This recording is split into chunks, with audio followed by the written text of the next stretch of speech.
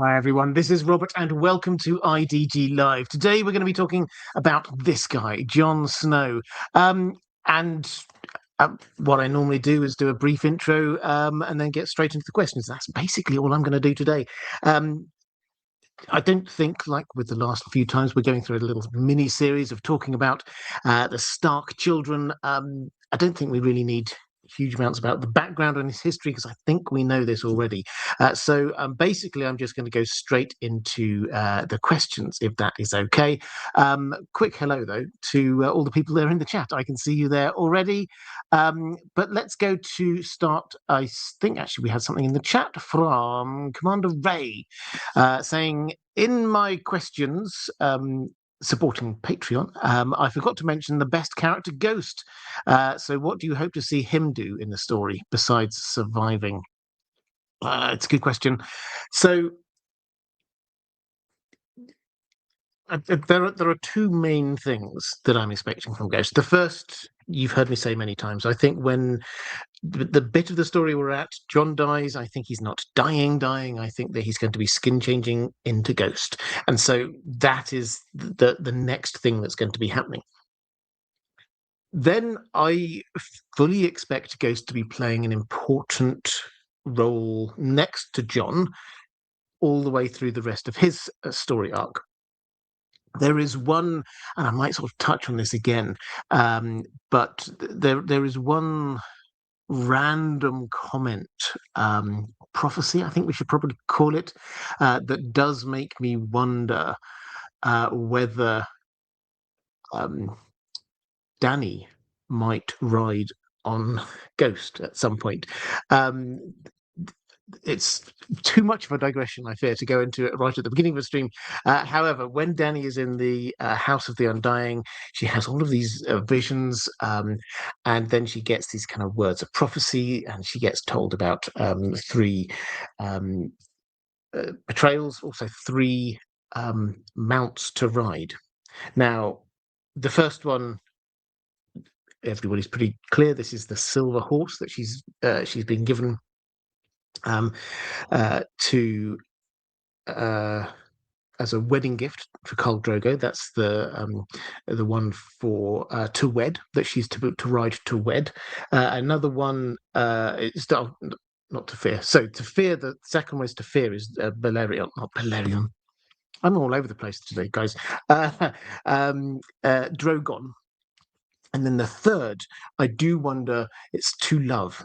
And I do wonder whether or not the love is Jon and she is riding Ghost to Jon, because that would then be three completely different animals and three different mounts to ride. But that's a slight digression. The other thing that I've got pretty nailed down in my mind is the closing scene, perhaps of the entire series. I don't know, but certainly I think the closing scene for Jon. I know I'm not alone in thinking that what happened on the TV show, this is one of the few ending bits in the TV show I think actually was pretty right. Him heading north of the wall. And it gives me an opportunity to remind you, and apologies if you've heard me say this before, but I just think it's one of these fantastic little observations that I love to share. Many years ago, I had a guy on here, goes by the name of Bookshelf Stud, who's been in the Song of Ice and Fire community for a very long time.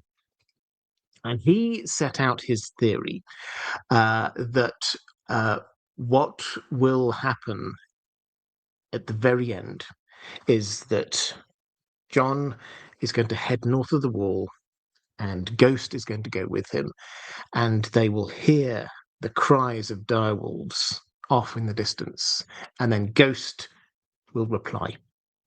Ghost, who is normally absolutely silent, will reply.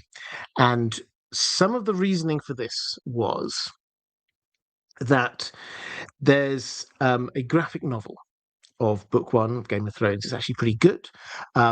I forget the artist's name. I think it was Mike someone, but he was asked, you obviously had to cut this down. This is a massive book, and then you're turning it into a graphic novel. You obviously have to cut this down. Is there anything that you cut out that George R. R. Martin said, actually, can we have that in? Because that's going to be important later. And he said, yes, there was actually one scene, just perhaps a page of this, that he'd cut out thinking this was pretty extraneous. It was just like a little bit of extra character stuff. But George R. R. Martin had said, no, that's going to be important for the very end of the story. And if you flick through the graphic novel, you will find that it's really tight. There's not much stuff in there that you think, oh, why is this here? This isn't important. But there is one scene quite near the beginning that is in there, where it's, if you remember, when Benjen comes down to Winterfell and there's the feast for the king, and he's sat there. Jon is sort of, he's not allowed in with sort of at the top table, but he's sort of sat there at the edges of this, and Benjen comes and sits down next to him, and Ghost is there, and they start having a conversation which is about heading up to the wall, and then he said, Jon sort of says, no, a ghost never howls, and Benjen says, sometimes I hear the wolves now, the dire wolves howling when I'm north of the wall. And the theory is that this is the foreshadowing. This is the link to what happens at the very end. When Jon goes north of the wall, he hears the direwolves calling, basically sort of calling him home, because this is where the first chapter of the entire book, the direwolf has come south of the wall. It shouldn't be there. It should be north of the wall. And now the direwolf is returning north of the wall, is returning home. Jon is now a whole lot more wolfish. And so this is him metaphorically returning back home. So I really like that theory. So we've got no particular confirmation from George R. Martin on that, but that works really well for me. Okay, let's go to some questions from Patreon. Craig, Jon has demonstrated berserker rage several times. Will he actually utilize that rage once resurrected, perhaps at the Dreadfort after finding what the Boltons have done to Old Nan and the other prisoners from Winterfell? Yeah, so it's easy to miss this. But there are 2, maybe 3 times when Jon does, for want of a better phrase, go into some kind of a berserker rage. He sort of loses, he forgets everything else. He's just focused on trying to hurt somebody. It happens once with Sir Alistair Thorne, and once with a guy called Iron Emmett. It also happens in his Azor Ahai dream. I don't know whether you saw that recent video from me when he stood at the top of the wall. He's got the fiery sword. There reaches a moment when he suddenly goes into this kind of berserker rage. Each time the trigger seems to be something to do with his family, particularly Robb, and his place at Winterfell. It seems to kind of trigger something deep inside him. And he goes into this, just nobody can control him. When he launches himself across the table to get to Alistair Thorne, and we're told that 5 people had to hold him back. And these were, these are not small guys. These are quite large men holding him back, and it took 5 people to. So he does seem to have this ability to go into this kind of berserker rage. So is this leading to anything? Well, I think, yeah. You don't just drop that in there if it's not going to lead to anything. So where? I think the clue has to be that this is something to do with family. And I do wonder whether the TV show, we shouldn't look for the TV show for exactly what happens, but sometimes there are kind of like hints that you see at the end of the Battle of the Bastards. If you remember, Ramsay is there on the floor, and then Jon is just pummeling him. And that's almost like him going into this kind of berserker rage there in that moment, because he's punishing him more than just like knocking him down and leaving him for judgment or something like that. He loses control in that moment. So I do wonder, Ramsay, at the moment, he's responsible for a lot that Jon will hate. He burned down Winterfell. He's killed a whole load of the people who were there. He's done horrors to Jane Poole, who Jon will remember. I mean, they weren't close, but he will definitely remember her. And it's possible, it's a completely different stream, obviously, but it's possible that he could end up on the show, killing Rickon. He certainly has trained his dogs, his pack of dogs, to be hunting for humans and wolves, which feels a little bit foreshadowy. So I think there is a reasonable chance that he could take this out on Ramsay at some point. But then you also have to say, well, what else might it be? Well, Theon, perhaps. We'll cover the whole Dany issue, what happened on the TV show with Dany, with another question. But yeah, I think it's definitely leading to something. I think that the top candidate at the moment has to be Ramsay. But yeah, then maybe let me know in the chat if you think if you think there's somebody else that has done more to his family and to Winterfell that Jon might lose it with.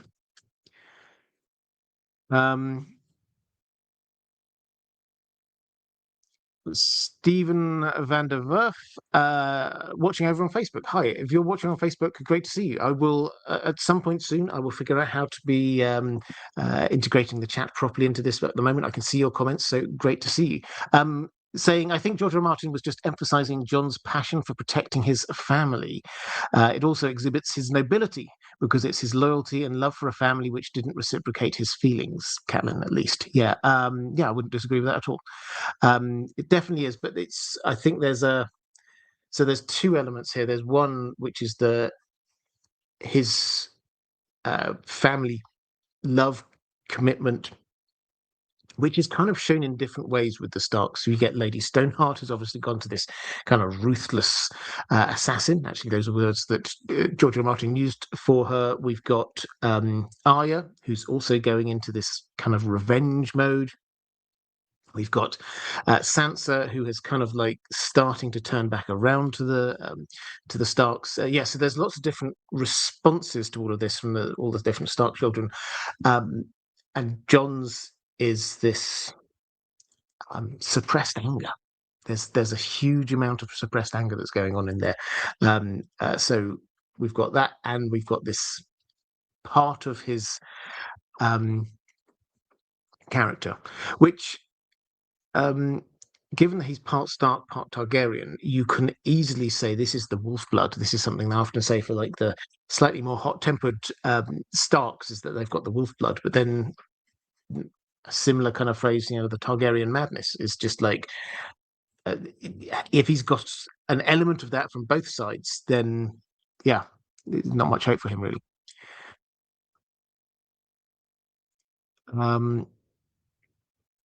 Okay, let's go to a couple of people in the chat just saying that it makes sense. Theon possibly, or Ramsay, maybe Roose. Okay, let's go to a question from Flame G saying, hello, Robert. Regards from windy north. Hello to the north. My question is, do you think Jon would keep his name after he finds out that he's Lyanna and Rhaegar's son, or would he change it to whatever Lyanna has decided to name him and accepts the surname Targaryen? He strikes me as someone who'd either keep his name as Jon Snow or Jon Stark. What are your thoughts?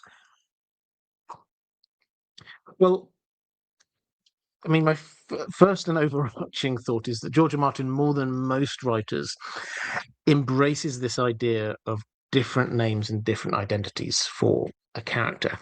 And it's not just, so someone like Tolkien often has, characters that have more than one name. You can have Aragorn, who's Strider, and Gandalf is Mithrandir, and sometimes it's just like the name in a different language, or it's just a different people described. So that's one way of doing this. What George R. R. Martin does a lot more is that a different name shows a different character or personality within that same person. So classic example, Catelyn Stark becoming Lady Stoneheart. Lady Stoneheart is the same person, but effectively a different character, different facets of that character is coming through. And then similarly, you will get Arya, who has these different names at different times, and that is showing her shifting sort of character as she moves through her own arc. And George R. Martin does this to the extent of having different names for the characters as the titles of their chapters. So if you look at Theon, you can see that Theon, George R. Martin is showing his identity through the different names. You have the chapters, he's Theon, and then he moves through Reek to the Prince of Winterfell, and we have a ghost in Winterfell, and then eventually the very last chapter we have for him, he's back at being Theon, and that is George R. Martin showing us who he is at those particular moments in time. So that's kind of the meta narrative going on here. Jon, therefore, can have different elements to his character depending on where he is and what's going on at that moment in his story. So do not be surprised if we get a chapter. I mean, I would love it. We won't, I don't think, get it. But if you imagine a chapter with Jon in Ghost, that would just be called Ghost, or it could be when he comes back, the Ghost of Castle Black, or something like that. That could be a slight shift to who Jon's character is. Do not necessarily assume that every single Jon chapter from now on is going to be called Jon something. It might shift to be different things. So, all of that said, would Jon, if he's told that he's, and I'll use the name that I think he was, but you may decide that he was given a slightly different name, Aegon Targaryen. I think that that's the name probably that his mother gave him. If he finds out or is told that that's his true name, will he embrace it? Well, I don't think it's going to be as clear cut as him sort of like saying, right, okay, I'm going to change my name officially. I am now going to be called this. I'm not going to be called that. I think that he will struggle with this. Anyone would struggle with it. But some people would call him one thing and some people would call him another. And then we might have yet another thing as the title of the books. Who he is, though, is Jon Snow. And I think that is his core identity as Jon Snow, regardless of what an other name people might call him. Let's go to questions from we got Paul Whitrock saying, hello, Robert. Missed a few weeks, but good to be back in the chat. It's great to see you. And Buttoned Up Reader saying, what do you think Jon's birth name is? Is it a typical Targaryen name? Aegon would have been taken, or Brandon for her brother that died? Okay, well, I sort of you pulled me back in just when I thought I got out. You pulled me back in. Jon's real name. Okay, so I did do a video on this ages ago, so if you want my detailed thoughts, do go and look at that. But I think the headline is this. So we have Rhaegar and Lyanna down there in the Tower of Joy. It will obviously be more complex than this, but let's do the high-level stuff. They're there. She's expecting. Rhaegar says, right, well, I've got to go off and fight this battle now. I will be back. We're pretty sure, was expecting, given who he named his other two children, being Aegon and Rhaenys, he's expecting Visenya. There must be a third. Dany sees him in her vision. And given he's named the other two after two of the three Targaryen original invaders, it makes sense that he's expecting Visenya. So probably he will have said, I want you to name our daughter Visenya, but I'll be back. He heads off, obviously does not come back. News filters through. He's dead. Not only is he dead, but his 2 children are dead. Lyanna gives birth. What's she going to call the child? So that's the situation we've got here. Now, could she name this child just after a random Stark name? Well, clearly, Rhaegar didn't want that. And if we assume that she was in love with him and she respected him, she would want to give this child a name which would honor him in some way. So she could have called him Rhaegar. It's a bit weird, but maybe she could. She could have gone, well, he wanted Visenya, but this is a boy. So Viserys, but there's already a Viserys out there. So maybe not that. Then she might think, okay, let's honor that firstborn son, Aegon. So that, I think, is where I get to the idea that for me seems the most likely that he's actually called Aegon. I like a whole lot of other thoughts. I've at different times I've thought Aemon would be quite a nice name for him to have. I would think Jaehaerys would be a good name. The thing is with Aegon is that you can get so many of these different connections, but just thinking about the Maester Aemon thing, Maester Aemon is giving Jon, he gives so much advice, but the key bit we all remember is this, when he's giving him the same speech he gave Egg when he was about to become Aegon the Fifth, kill the boy. You have to get rid of your child's name and you have to take on your adult name, Aegon. That would have so many layers if he actually is talking to another Aegon.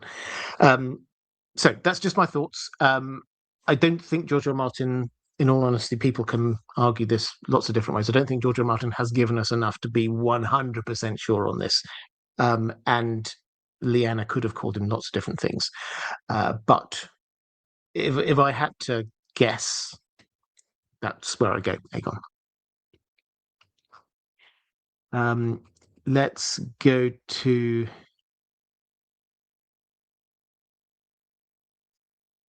question from a Purple Feline. In the show, Jon kills Daenerys to save the realm. I said we'd come to this. How do you see this playing out in the books? So yeah, it didn't. I mean, this isn't breaking news. The ending of season 8 didn't really land for most people.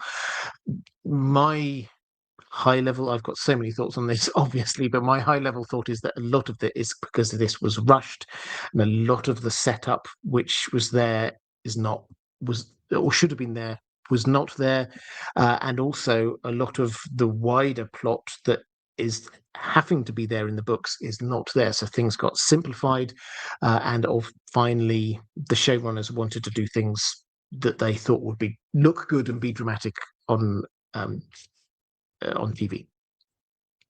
So we shouldn't take it as one of those things, I think, that because it happened on the TV show, it seems very likely to happen in the books. That said, I did do a video. I think it's down now, so no need to look for it. But I did do a video before season 8 where I did speculate that perhaps Jon would end up killing Dany. And that is based, again, a lot on Dany's visions in the House of the Undying. She's going to be betrayed. She's going to have one more love, and she's going to be betrayed by that love. Seems the most logical way of sort of picking through some of those things that are said to her. When you add into that this Azor Ahai Nisa idea, where Azor Ahai, we're not told this is a curious legend, Azor Ahai, in that the thing we're told separately by 2 or 3 different people is not Azor Ahai going out and saving the day. It's how he forged his sword, which obviously involved him killing his lover. So, um, why is it that we're told that? Is it because there's going to be an echo of this in this story? Perhaps. The other thing that I would sort of say, and this holds less water the longer we go on, it has to be said, but where George R. R. Martin started with this story, how he started envisioning it, was very much in this kind of like ice and fire idea, built along this concept. He's admitted that inspiration from the Robert Frost poem about how ice and fire can both destroy the world, and so we've got a threat, an existential threat from ice and an existential threat from fire, and both of those existential threats need to be dealt with in some way. Now, that his original concept, and you can read his original pitch to editors, that put Dany in a lot less of a kind of a glamorous light. She was an invader on dragons, and dragons cause fire and death and destruction. So the question is, how far away from this has he gone? He is a Gardner writer. Things shift, things move. He has set it up in this kind of way. He has said that Dany's that in the next book, Dany's path is going to be a darker one. She's going to be heading more into the Targaryen fire and blood territory. Is Jon going to be the kind of person who would? That mean he'd certainly. It seems to be the kind of person who might fall in love with a strong, beautiful woman like that. But is he going to be the person who feels that again he has to do duty over love? It's possible. So I think where we're at is that today, what happened on the show is not going to happen like that in the books. Is there a possibility in the books that Jon does kill Dany? Yeah. And I think we'd be lying if we said that there wasn't a possibility. Of course, there is a possibility that's going to happen. But we just can't say yet because it's so far into the future. Do not forget how little of this story. I know we're like theoretically 5 of 7 books in, but how far into this story are we really? We've got, if you just take Dany's going to take probably an entire book just to get to Westeros. And then we're going to have all of the epic battles about what's going on with the others and with the dragons and Fagon and everything like that happening. Is it even going to fit in 2 more books? Personally, I doubt it unless the books are broken down. But so there, I don't think there's a clear answer to this one. I wish there were. It's we can't say it's not going to happen. There certainly is some foreshadowing for it and hints if you are looking for it, but there's nothing which George R. Martin could not veer in different directions on. Carl Karsnark always rely on Carl to be giving this kind of thing. The quote, a couple of lines from Ice and Fire by Robert Frost. This is about the Earth. But if it had to perish twice, I think I know enough of hate to say that for destruction, ice is also great and would suffice. So yeah, basically, that poem is saying, okay, fire. You think of fire as being the death and destruction, but ice is also the death and destruction. Both can do it. Perido Gladioli or Dany kills Jon to win. Yep, I mean that's another way around. If you're going with the Azor Ahai foreshadowing thing, that could go the other way. There's no reason to say that it has to be Jon killing Dany. Andrew Kay is saying, I could see Jon killing Dany, but perhaps she's complicit. More Nisa situation, having to sacrifice against or for the others. It's possible. I don't see at the moment. I don't see how we get to that point. So I've thought about this, and I do like it. And George R. R. Martin is definitely a good enough writer to get us there. But in order for that to be the case, I think that what you need is both Jon and Dany to be absolutely 100% believing in some kind of prophecy or something, that he is willing to kill her and she's willing to be killed. And because they're convinced that will help them save the world. that requires both of them to take a shift into believing prophecy that they're definitely not at that point right now, either of them. And this desire or willingness to do things that they hate in order to serve the greater cause, which is possible.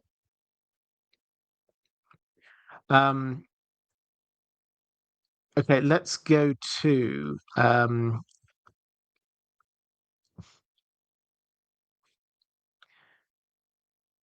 well, Lorelei is saying in the chat, if one of those two was willing to die to save others, it would be Jon, not Dany. Perhaps Deb saying, do you really think there will be two Aegons? I mean, we've already had 6. So, yeah, I mean, when you're saying two Aegons, if you mean Aegon, young Griff, and Jon Aegon, well, yeah, it would lead to complications, but we've already had, if you think back to the Dance of the Dragons, which this will again have echoes of, we have two Aegons going on there as well. Let's go to Relaxed Like a Cat saying, hi, Robert. Hope you're having a nice week. Alas, mine is spent marking coursework. I'm sorry, but well done. Keep going. I was wondering about the kindly man in relation to Arya and Jon Snow. Is the kindly man kind? And do you think he'll still be kindly if or when Arya meets with the resurrected Jon Snow, given that the kindly man essentially belongs to a death cult? By the way, could you make a post on Patreon so that members can share the dates they're booked for the upcoming stage play? It could be fun to meet fellow members. Well, yeah, I'll happily do that if people would be interested. I think just on the stage play thing, I think a lot of people would go. I say it again. I have to say it every time. I realise I'm in an incredibly lucky situation where I can get there, and I know a lot of people aren't in that situation.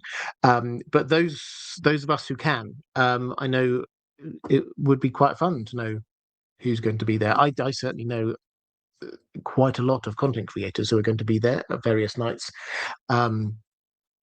And I'll leave it to them to make their own announcements as and when they wish. But yeah, so I'll post something up on Patreon, and if you're coming and you want to meet people, then please put it up there as well. Hopefully, we'll get a few people meeting each other. It would be quite fun.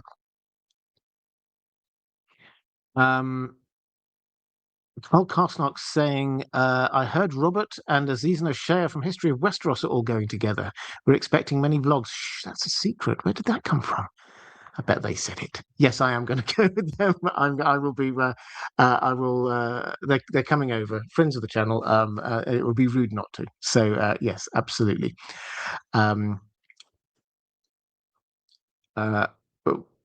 think this is the point at the stream that's probably going to happen most weeks, is when people get distracted by the stage play. Kalnitsky, would there be real horses on stage? I think the answer to this one is there. I'm 90% certain. Well, they've made the stage into a cross shape, first of all, widened it out, taken out a huge amount of seats, made it a lot more in the round. So there's seats up all the way around and in each of the segments. It makes it look like they're going to have, I mean, this is set at a tourney. It makes it look like they will have jousting. Now, how are they going to do that with the magic of theatre? I don't think they're going to have real horses, if only for safety reasons. Real horses with an audience just like this far away, I think not. But if you look at the creatives, they haven't yet said the cast. I'm waiting. That's going to happen at some point. A list of who's the cast. That will be fascinating. A lot of the people we won't know. I'm sure they will be excellent stage actors from the Royal Shakespeare Company. But it's possible we might have a few actors that we know. The Royal Shakespeare Theatre regularly has actors that you will recognise. Rose Leslie, who was Ygritte, was there within the last 6 months. Anton Lesser was there last time I was there. Anton Lesser was he was in Hamlet, and yeah, so it's like on a regular basis they've got people that you know. Branagh is there actually at the same time as in the main theatre is playing the Mad King. Kenneth Branagh and Helen Hunt are in the Next Door Theatre, doing the Cherry Orchard, which would be fantastic. So yeah, they get excellent actors. So yeah, don't be surprised if there's some people you have heard of. But that's the cast. The creatives, the top of the creatives list are puppetry people, which is not just like little puppets. This is full scale. If you've been to see Life of Pi or Warhorse, you will know these days the magic they can do with puppetry is amazing. So I think it's going to be great, and I'm pretty sure it's going to be puppetry.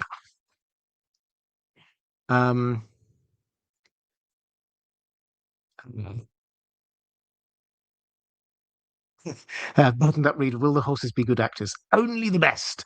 Carl Carson saying real horses equals real horse poop too. Yes, that's another good point. I think the reasons why there will not be real horses is they are manifold.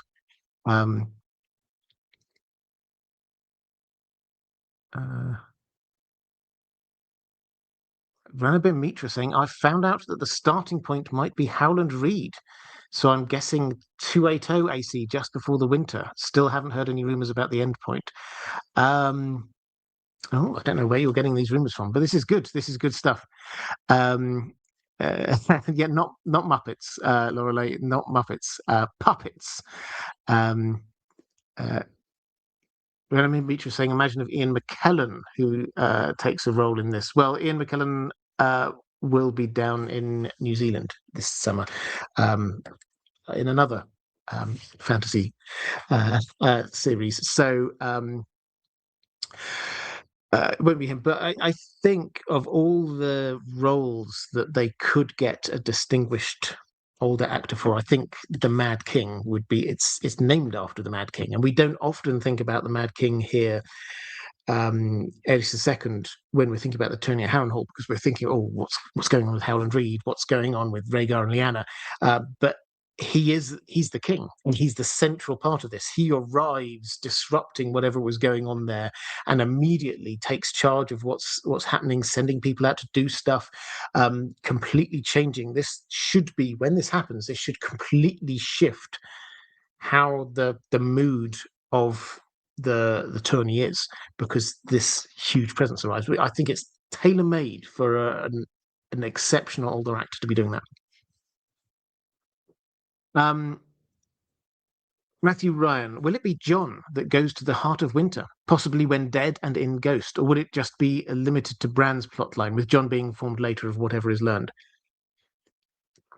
I assume this is a reference to something George R. R. Martin said a long time ago, which was in and I can't remember whether he said it in the next book or in the next two books, but he says we're going to go further north than we ever have so far, which is an intriguing thing to say, because it's like, now, given he's also told us that we're not getting any new main POV characters. There will be for the prologues and epilogues if we have them, but in terms of main POV characters, he's not going to add in anymore. Do we think Bran is physically going to go further north? Probably not. Bran's probably going to stay where he is for a while and then head back down to Winterfell. Who else is up there? We've got Melisandre. Is Melisandre going to go north? No, probably not. Jon is the only person there who could theoretically go north. My best guess has always been that this is through Bran's visions in some way, this idea that he will be able to travel far past the weirwood trees when he's sort of going back in time, and he's sort of traveling out through the weirwood network. He can move beyond the weirwood trees. That will allow him to move further, and we've already seen that this is possible, because if you go back all the way to his first kind of very magic-y chapter in book one, when he's in his coma and he's there, we remember the bits when he's falling and it's being exhorted to fly and all this. he also has this visions of, he looks out, he's all this flying up above, and he looks out and he sees things off to the different directions, and he goes north and he looks into the heart of winter, and what he sees scares him and makes him realize why he has to be learning magic, which establishes the fact that, given that that was almost certainly Bloodraven guiding that, that is something that can be done. So I think probably this is Bran, not Jon. And probably Jon is going to be looking south for the next bit of this story rather than to the north, because he will come to the same conclusion, I think, as Stannis. The north has to be united in order for the wall to hold. Is that everything is just falling apart all over the place, and it just has to be. Winterfell has to be brought back into action. The Boltons have to be kicked out. The wall has to be secured. Everybody has to rally together.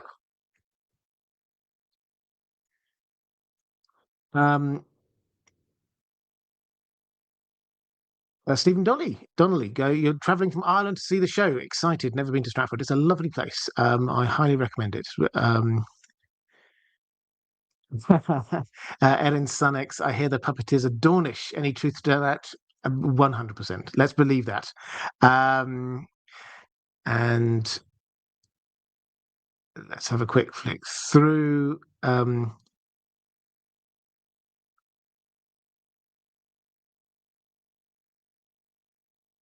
Just seeing lots of people saying they have got tickets, which is great. I was a bit concerned that the tickets would sell out in a matter of hours or something. They have been selling out. Do not worry. It's a hit.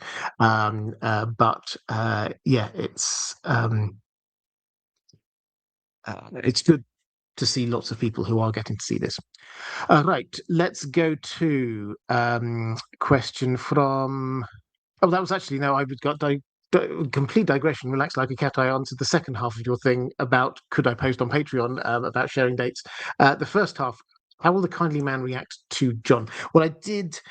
This may be picking up on the video I did quite recently, which was will Arya kill Lady Stoneheart? Which actually I made the video. I think I said on one of these streams, we looked at Arya and Lady Stoneheart, and several people have put this thought to me over a long period of time, and I've started to warm up to it, I have to say.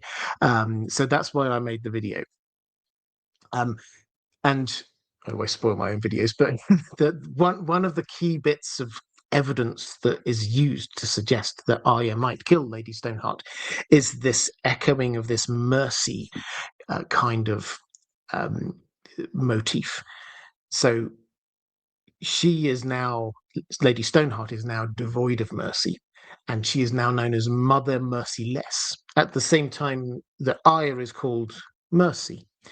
And actually, the mercy scene, the mercy theme runs through a lot stronger than you might initially think with Arya. When you think about the gift of mercy, almost every time that's mentioned, it's Arya. Not anywhere else. It's almost always Arya. First of all, it's Beric Dondarrion, she hears him talking about giving the gift of mercy to people. Then you have the Hound giving the gift of mercy to somebody while she's there, telling her about it. Then she does it. Then he asks for the gift of mercy from her, and she can't do it for complicated reasons. Then she regrets it, and she's specifically thinking, I should have given him the gift of mercy. And then, most on the nose of all, she gets to the House of Black and White, and it's different from the books. She gets in there, and she goes in, and there's no one there, and she just like walks into that central area and sees the pool in the middle, and there's this guy sat next to the pool, just sort of like dipping his fingers into the pool, and she thinks, he must be thirsty, and she walks up to him and takes one of the little scoops, puts some water in it, and hands it to him, and he just like, what? And then, well, actually, he's not. He's more like Valadaharis, or Valamagulis, and she's Valadaharis. And then he takes it and he drinks it. And then, as he gets up, she realizes that he had been mortally wounded, and this was a way of ending it. He then took himself off to the side where he could sleep and never wake up. So she has given the gift of mercy without even realizing it. So there is more to come with this mercy theme, which takes us through to, if she gets back to Mother Merciless, given the fact one of the things that Mother Merciless is looking for, it is her daughters, it is for Arya. And she has got this crown, remember? She's got Robb's crown. And one of the last conversations she had with Robb was trying to convince him to name Arya his heir because Arya is still alive. And Robb is like, I don't think she is. And so she says, no, you have to give it to Arya.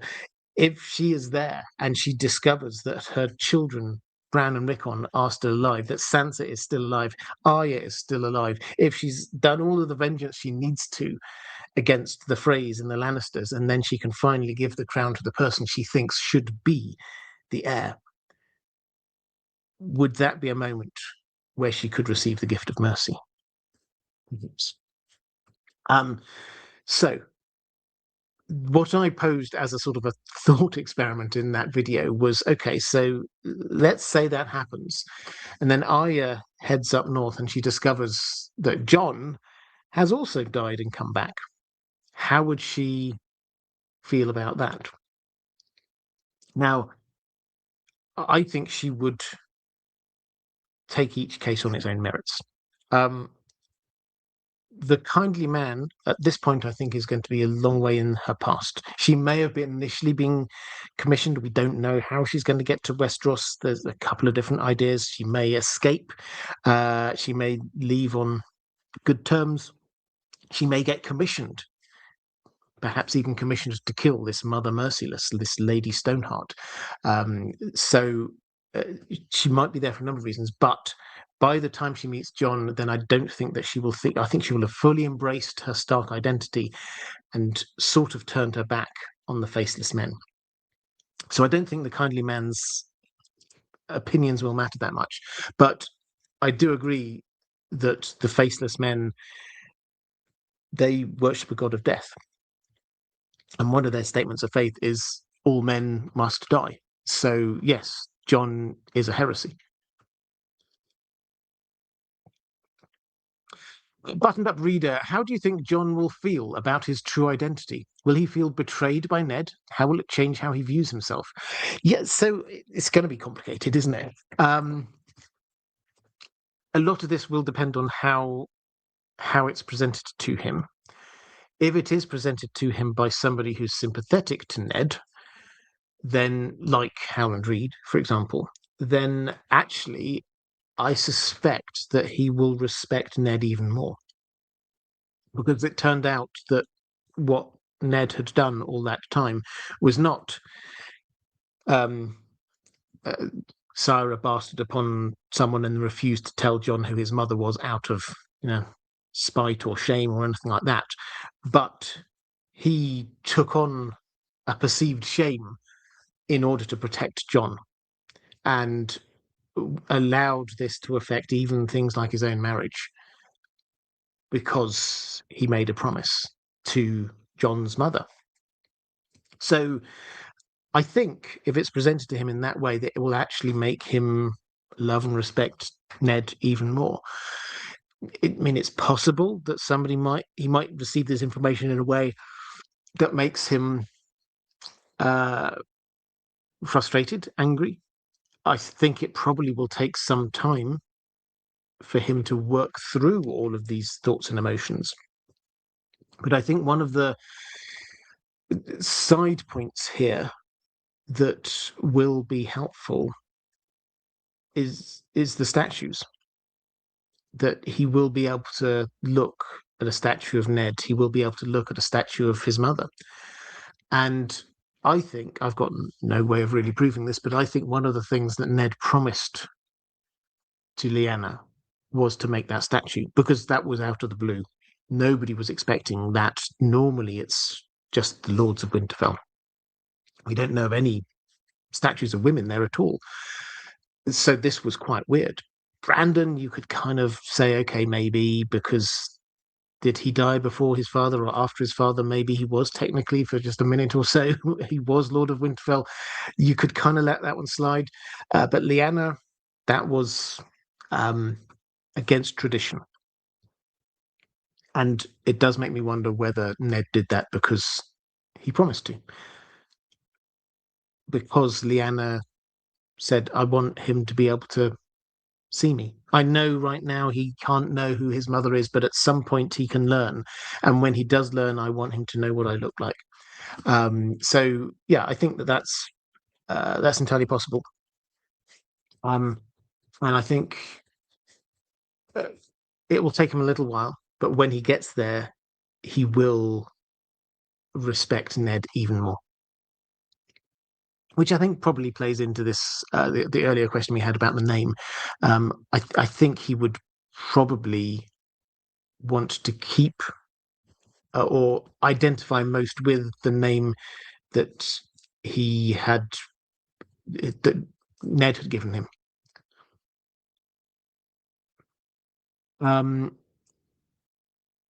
Let's go to a question from Maura Lee. On the TV show, Jon Snow met Dany to discuss the need for dragonglass so it could be used to fight the others. How do you think Jon and Dany will meet in the books, and with what reason?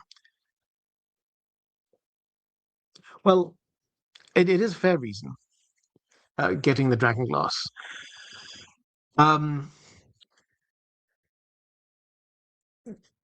I think the thing to say, though, that we have to remember is with Dany, is that whereas on the TV show, Dany arrived at Dragonstone, and then Melisandre comes and says, "Oh, there's terrible bad things happening in the north," and then Jon comes down and he says the same, and she has to be slowly convinced. That takes some time. In the books, she is going to get that a whole lot earlier. When she arrives back at Meereen, she's going to have this maester who has arrived from Westeros, who is there, Maester Marwyn, who is going to be wanting to tell her, oh, by the way, there's this prince that was promised prophecy, and Maester Aemon, who you don't know, but he's part of your family. Tragically, now just died.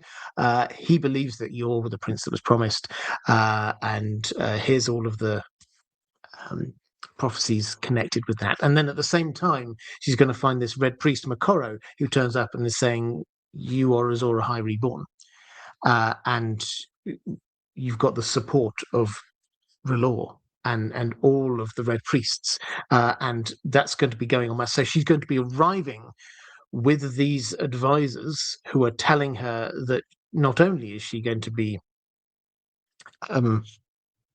taking the Iron Throne, but she's got this greater challenge about saving humanity from the threat from the north. So when she and Jon meet, it could well be about the dragonglass, but it won't be the same conversation. It won't be the well, I'll kind of hold you here because we need to be talking about the Iron Throne. I'm not convinced about the need for this dragonglass. There will be lots more conversations going on. I think Tyrion will probably still play the role of being the, oh yeah, I know Jon, he's a good guy, and to Jon, well, I know Dany, she's cool. So I think he will still be playing that role. And I think dragonglass will still be an important part here because Jon will be very aware of the fact that the others and the whites, there's not much that can destroy them. Dragonfire, maybe. Dragonglass. There's only so much Valyrian steel to go around, so not everyone can have that. And he's now trying to man the wall so that everybody on the wall or everywhere on the wall has got people defending it. So yeah, it might sound like a small thing, but actually we need access to the one thing which means a fight is nearly a fair fight is a major reason. Sebastian Holden, will Jon ever have a child? Will the Targaryen line die with him? What role will House Targaryen play after the story? Will Jon ever have a child? I think probably not. Regardless of where you see the Dany and Jon situation, I think it is a reasonable bet that Dany will not survive the story. And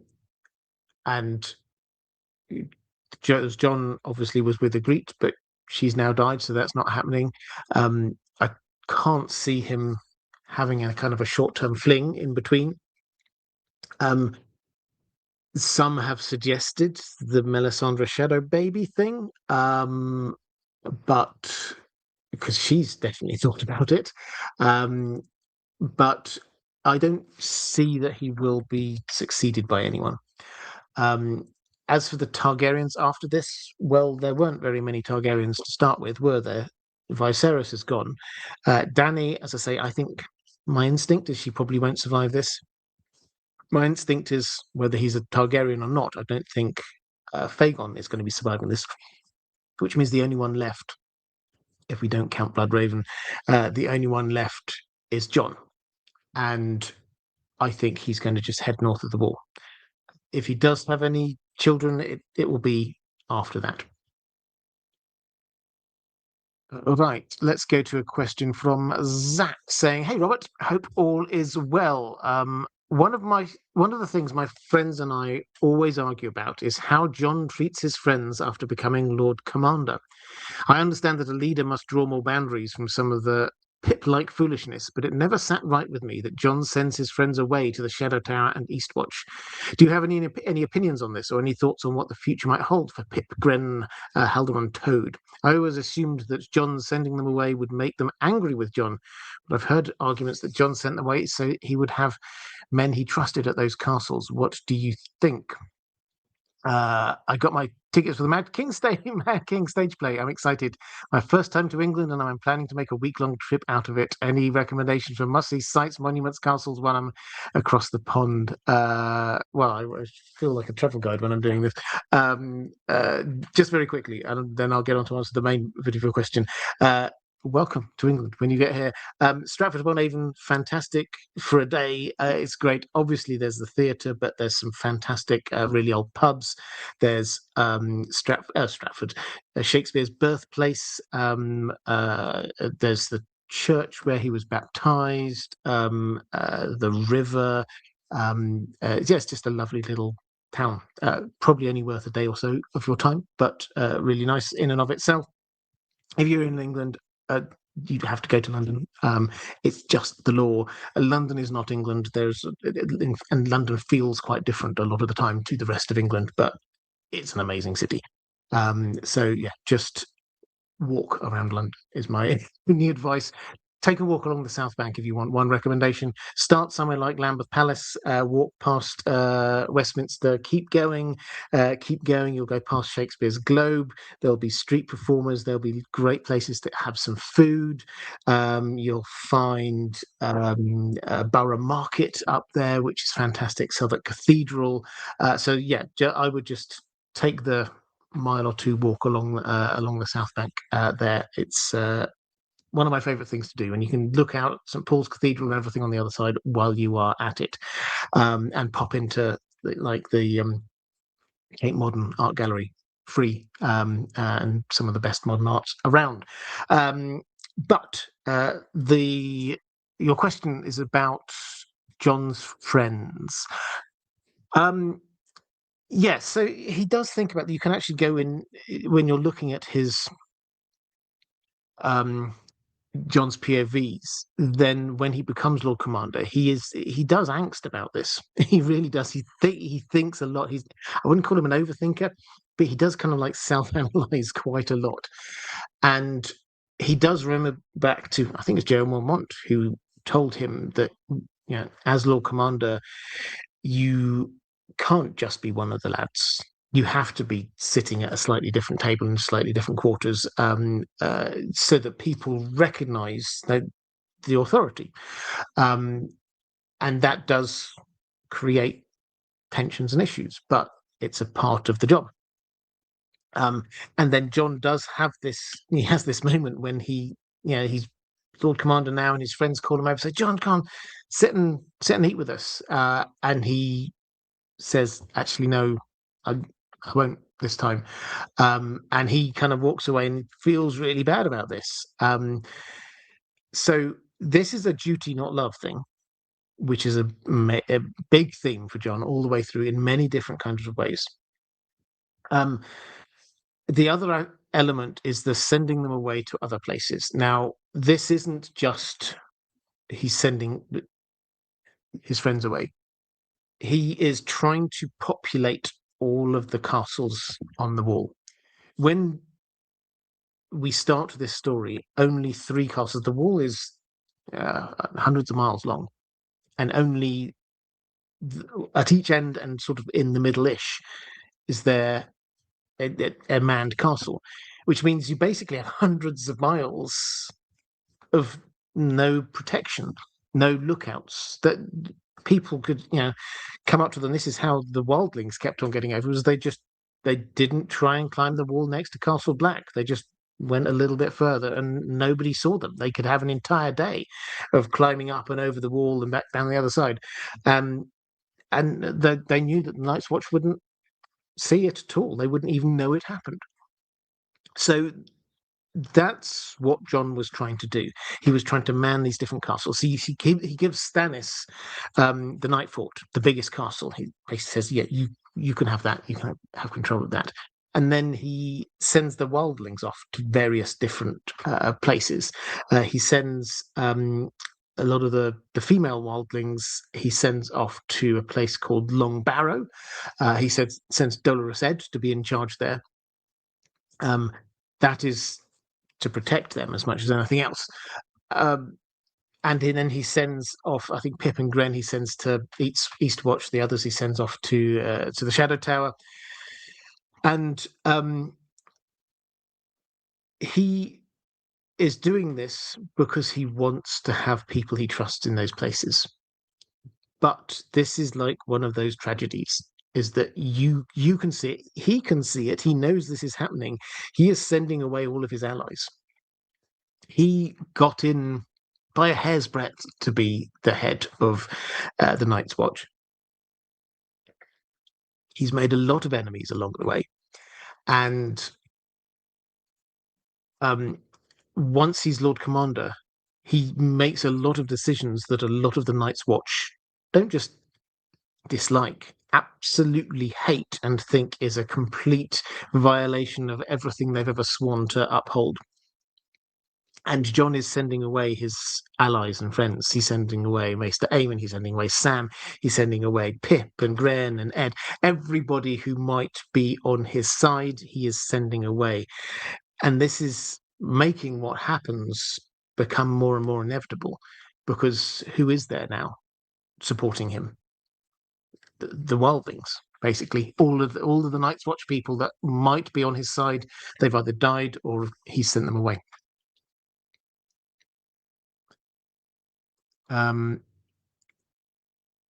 Let's go to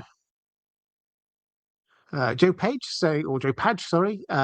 So driving in the stream in spirit. Well, safe driving. Let's go to a question from. In fact, let's just for one moment, moderators. You do a fantastic job. Thank you so much. If you are here watching this live, if you're in the chat, the reason why it stays such an uplifting and fantastic place is because the moderators do such an amazing job. They're wonderful. Could you show them a little bit of love? If you can, I would hugely appreciate that. And moderators, thank you as well from me. While I'm doing thank yous, patrons, I hugely appreciate it. Patreon is the best way to support this channel if you wish to do so. I can't do what I do without your support, so thank you so much. There's a link if you want to support via Patreon. There is a link down in the description somewhere. There are other ways to support if you wish to do so. You could be a channel member here. I haven't yet turned on my memberships on Facebook. I'll probably do that at some point when I remember. But yeah, in the short term, and probably the long term as well, Patreon is the best place. Martin S. Hi there, Martin. Great to see you. I saw a video about Sauron's horrific fate. I never thought about it that way, but a spirit of malice, aware of the world but impotent for the rest of history. I say not Lovecraftian horror, but existential thoughts. Yeah. So switching over to Lord of the Rings. At the end, Sauron is defeated. Sauron isn't killed per se. Sauron is a Maya, and Mayas are eternal. They're bound uh, to Arda effectively, and so when the ring is destroyed and Sauron is destroyed, you actually Tolkien does this amazing description, which they don't really show. That I think they did it great in the films, but they don't really show exactly as it is. Um, you you kind of see this kind of hand reaching up uh, into the sky before being blown away by a great west wind. Now, that is basically he's been scattered. His spirit is still there, um, but he can't any longer inhabit a body. He is this spirit, as you say, a spirit of malice, which is out there in the world but unable to affect things. So, yeah, it's sort of a torture, really, as much as anything else. He will be still there, just unable to affect things and just raging at the dying of the light. Mixing my metaphors there a bit, but always good to get a bit of Dylan Thomas in, even if it's not particularly appropriate. Buttoned up reader. If Jon does cross the wall, will the climate change following the defeat of the others? Will the dragons survive? Is this potentially the establishment of a new freehold rather than exile? Yeah, but yes, a bit of everything, I would say. My take on the seasons being out of balance, it goes all the way back to the blurb on the back of the very first edition of the very first book, where it starts out say, and this is from George R. R. Martin a long time ago, a preternatural event set the seasons out of balance. So what that's telling us is that the seasons being out of balance is not just that's just how this world works. Something magical happened to knock them out of balance. I think, given the fact that that's kind of like the starting point for the introduction that we're being told, then that naturally feels like the conclusion of what happens to this book is setting the seasons in balance. My take is that probably the preternatural event, the huge magical thing which set the seasons out of balance, was the creation of the others in some way. And so the uncreation of the others will be the thing which sets the seasons back into balance. That's kind of high level stuff. Will the dragons survive?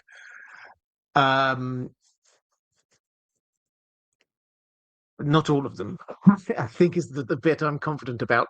I'm kind of 50-50 about uh, Drogon. So my feeling is that Jon will ride Rhaegal, but I don't think Jon's going to end with Rhaegal. I think Rhaegal will die. I think Viserion will also die. I think Viserion won't fall. The Night King is not a character in the books, but won't fall to the others, but probably to Euron. I think there's, in my mind, don't know how we get there yet, but I love this idea because it's happened a couple of times in the past of the stories. This idea of Euron and Jon fighting on Dragonback, perhaps over the God's Eye Lake. It's possibly me fan fictioning, if that's a word. But I like that, leading to the death of both of their dragons. The reason I'm uncertain about Drogon is partly the foreshadowing. Drogon is an echo of Balerion. Balerion died of old age. The only dragon really that we know 100% died of old age in the books, the period of the Targaryens. There are some we kind of assumed it, like Cannibal and Sheep Stealer. So we think they probably did, but we don't know for certain. The only one we know for certain died of old age was Balerion. And Balerion did fly back to who knows where, but very probably Valyria at one point near the end. All of that kind of foreshadowing makes me wonder, maybe Drogon, the echo of Balerion, is going to follow a similar arc. What I think I am confident about is that the threat of the dragons is going to be pushed back, dealt with. We're not going to be starting another dragon golden age in Westeros. I think that will end up with ice and fire gone from Westeros for the foreseeable. And then when you're saying, is this potentially Jon going north of the wall? Is it potentially the establishment of a new freehold rather than exile? I don't think it's exile. I think this is a voluntary move on Jon's part. I think, and I might have a question related to this, but my pithy observation, which I've said for some time now and I still haven't seen a reason to change, is that George R. R. Martin is writing Jon as if he were Aragorn, this prophesied returning king who's going to lead the battle against the forces of evil. In reality, he's more like Frodo, in that he will carry this great burden all the way through this story, do the things he absolutely has to do, but it will break him. And the victory that he has helped to create and to win, it can't be for him, because Westeros, the memories of Westeros are too much, and so he has to leave. Frodo sailed west, he rides north. So that's my overall take on what it is. And so that means it's not an exile, and other than the self-imposed one. I don't think that anyone said you have to leave the Seven Kingdoms, or will say. Mr. Harry Stank, do you think Arya's super PAC is a rerun of the Huorns in the Lord of the Rings? I feel like it's the perfect way for them to be implemented. Okay, so the Huorns in the Lord of the Rings are like Ents, basically. We're not told the exact difference, but basically, I mean, the Ents seem to be more like the shepherds. The Huorns are sort of animated trees. Tolkien likes being a little bit vague about exact differences between things, so we shouldn't push it, but they're sort of like Ents. And they appear, we get the Ents who come and they take down Isengard, but also when you get the Battle of Helm's Deep or Battle of the Hornburg, you get this moment where the Huorns, basically like a forest, appears at the end of the valley. So Helm's Deep actually is not the fortress. Technically, it's the valley. And the Hornburg is the fortress. So at the exit to the valley, the Huorns came and formed this forest. And when the orcs, when Saruman's forces started scattering, they ran back into the forest and were never seen from again.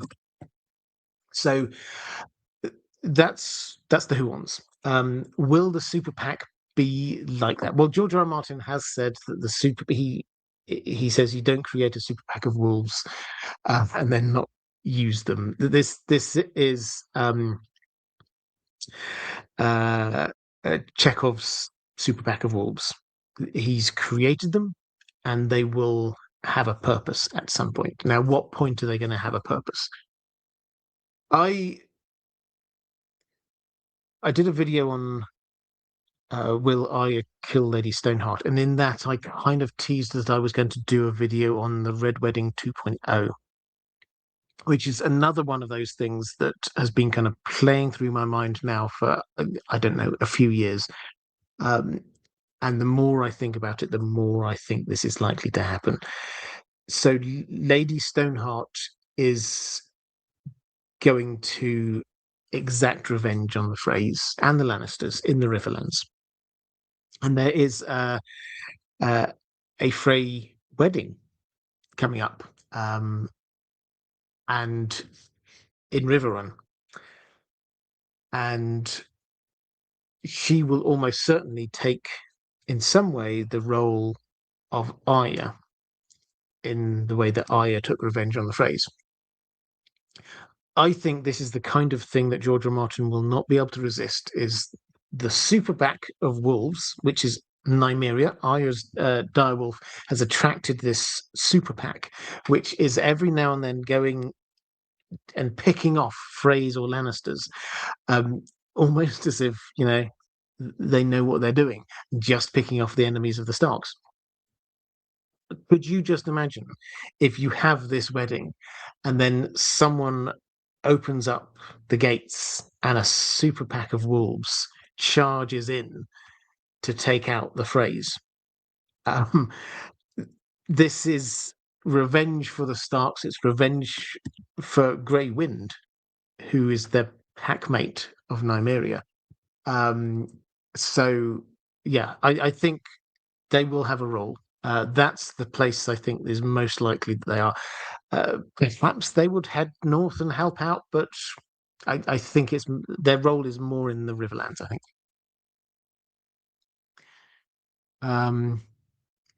Joe Padge, I got my first shout out from Robert. Here's your second. A Greek word from Robert Foster, Dylan Thomas. Yeah, let's see how many more random excellent poets we can drop into here as we go. We've already talked Chekhov as well. There we go. We're on a roll today. Brian Velko, do people think Kit Harington and Sean Bean look alike? Interesting question. I guess a bit. I think Robert Aramayo and Sean Bean look quite alike, I have to say, which is good. I think I had another super chat here somewhere. Yeah, here we go. Auntie Slayer saying, long time no see. Great to see you. Hope you're well. I am. Thank you. Will anything become of the new gift relating to Jon in the story? Any significance to Ned's idea to expand in the north relating to Jon other than foreshadowing?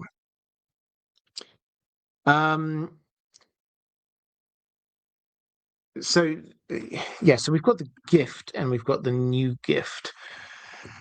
The gift is the strip of land. I say strip, it's quite big, underneath the wall that is there to help support the wall. So it's like the Night's Watch are their liege lords. It's the same kind of idea. So if you get any noble house, the areas around it, they're paying, they wouldn't use the words, but they're paying their tithe up, so they're going to be paying some grain up. They owe fealty, so they'll help out mending walls or whatever. Cash goes up this kind of feudalistic pyramid, and that supports the noble family. The gift is there as a way to support the wall. The new gift gave them even more land, and that was a big chunk out, and that came actually a lot of that came from the Umbers land, which did kind of annoyed them, has to be said. But that was kind of the Targaryens kind of pushed that on to make the Starks do that. Will anything come of the new gift relating to Jon in the story? Any significance to Ned's idea to expand in the north relating to Jon other than foreshadowing? I think probably not. I mean, I haven't thought of anything. It's possible, but I haven't thought of anything. The thing about the gift and the new gift is that as the watch got smaller, yes, their need for support, because there were fewer of them, so they needed less food, etc. But also they were protecting less of the wall, which meant that the wildlings got over more, which meant the wildlings could raid further and further into the gift and then the new gift, which meant that there was fewer farms than like to be supporting. the Watch, which has just created this almost kind of a doom loop. Really, it's not helped the Watch at all.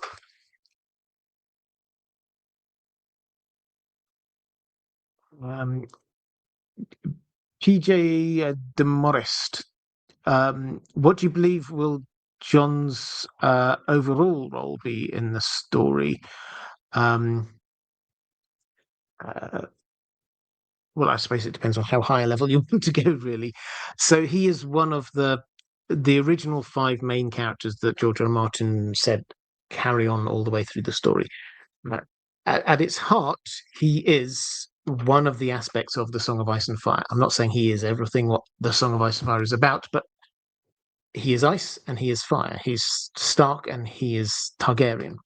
And so, what his role is to play one of the aspects, and we'll talk about this a bit more in the later questions. One of the aspects of this uh, prince that was promised Azor Ahai figure.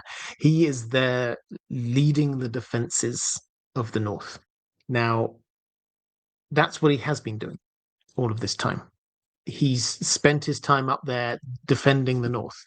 Um, that doesn't mean that he's the only person who's going to be doing that. But if he hadn't been there, if he hadn't been doing that, if he hadn't been taking the steps that he has been taking, then the situation would be a whole lot worse. So he is going to pull together the North and unify the North and leave things in a state whereby humanity has got a chance in some way. That is his big role.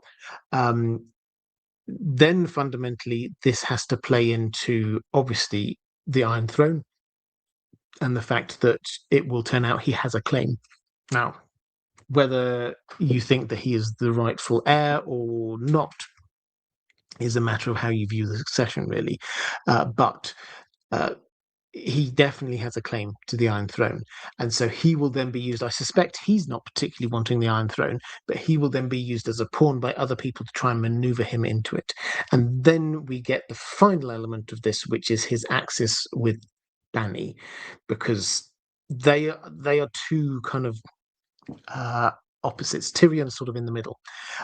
Those three storylines, we've gone through this many times, but you can see the echoes of these storylines down to the um, uh, mother dying in childbirth, raised by a man who was not their father, viewed as an outcast in some way, spends some time off in the wilderness, kind of a death and reborn moment happening. There's so many of these echoes between them. So and we mentioned earlier, Dany's arc. George R. Martin has confirmed that her arc is going to get darker this next book. She's going to be leaning more into the Targaryen fire and blood stuff. Same for Jon, in his way, in that he is going to spend the first part of the next book as a direwolf. He is going to emerge more wolfish, and so your guess is as good as mine what that means for his character. But it's probably quite dark.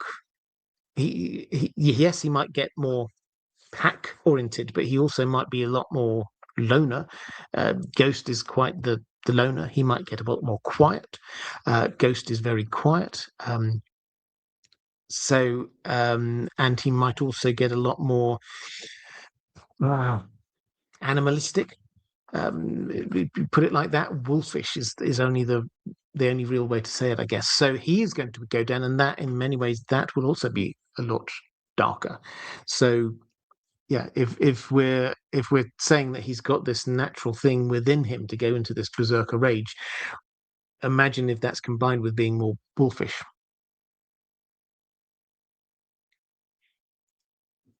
Let's go to, I think I had another question here somewhere. Yeah, Martin S. The western wind blowing away Sauron's outstretched, menacing but impotent spirit after the ring's destruction.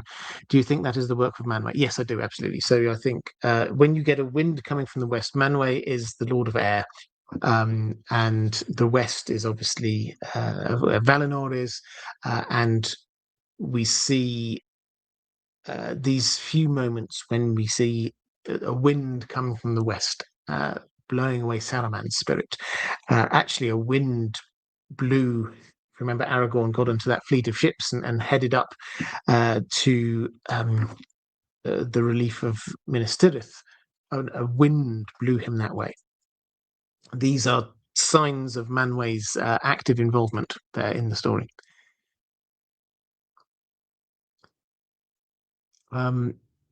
Let's go to where do we get to? A question from James Perkins saying, "Greetings, Robert.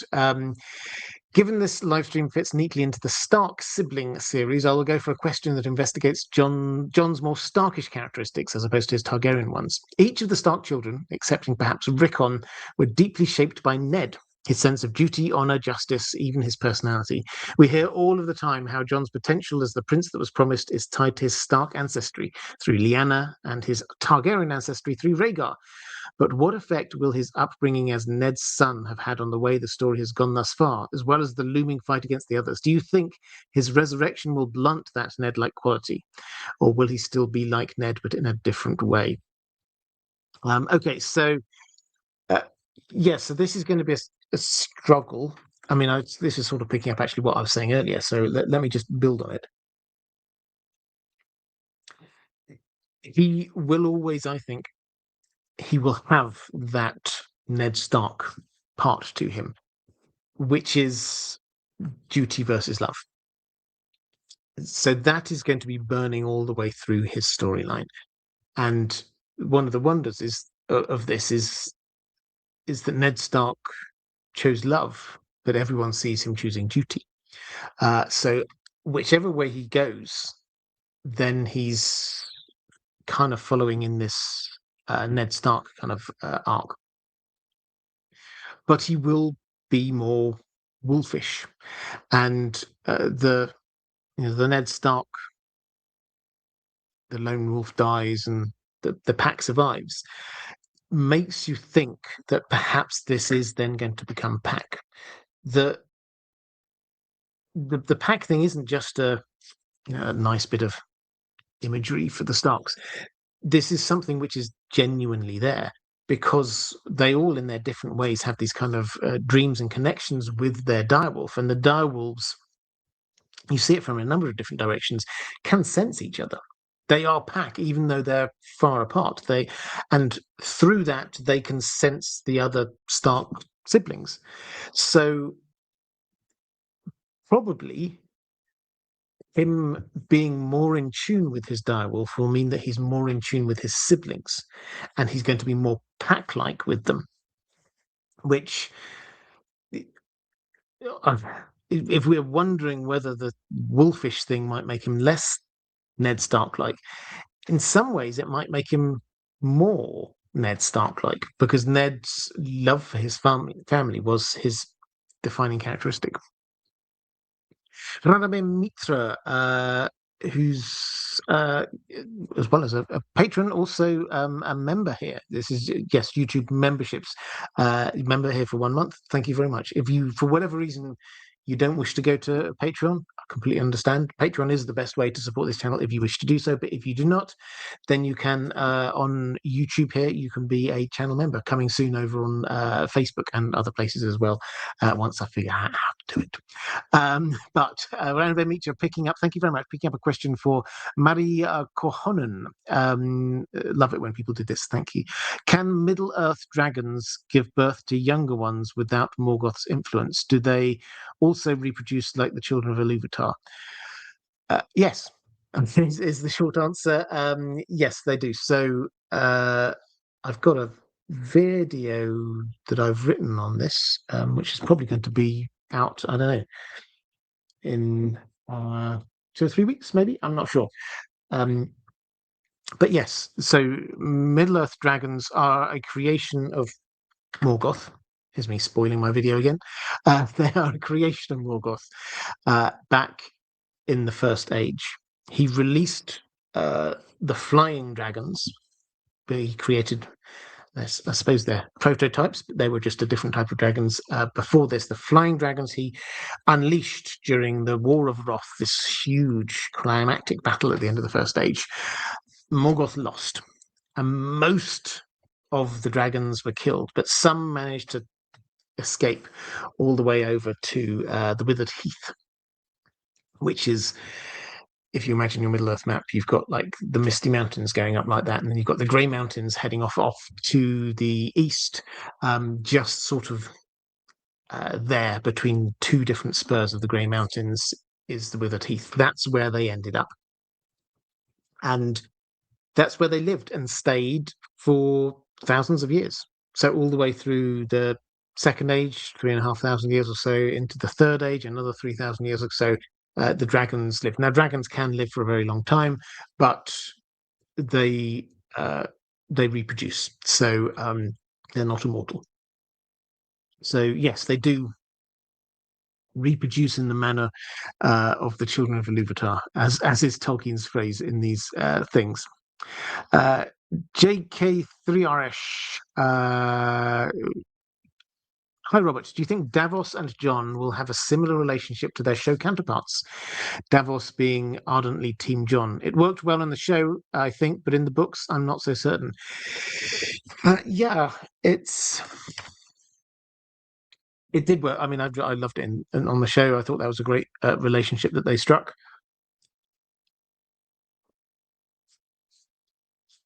So we've not really seen the dynamic, obviously, yet with Jon and Davos.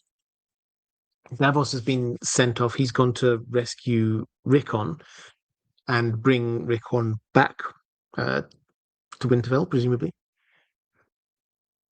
So Jon properly meeting Davos is not actually going to happen until halfway through the Winds of Winter at the earliest.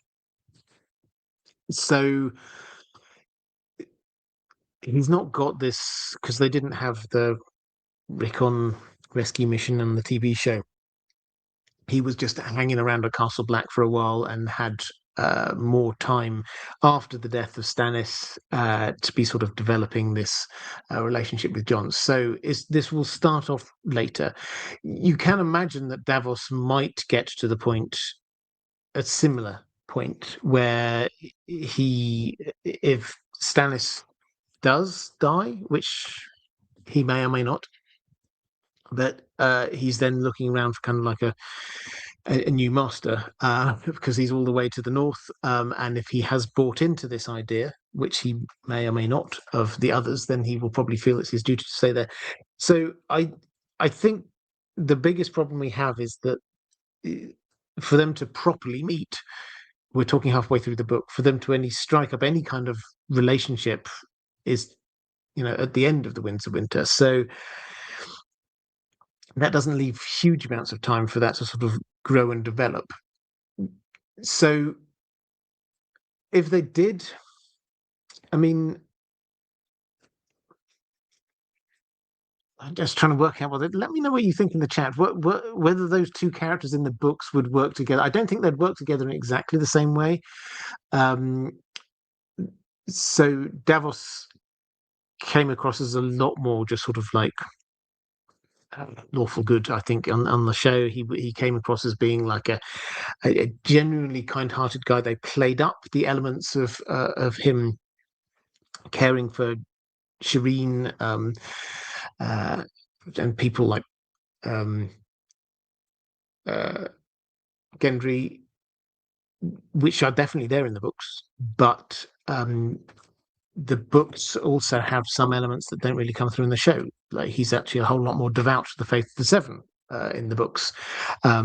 He's got this, yes, he's got the visceral hatred of Melisandre, but he actively was thinking of trying to kill her in the books.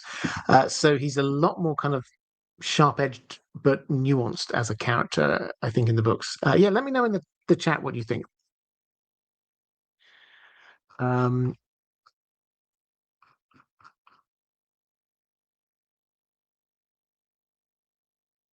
Okay, let's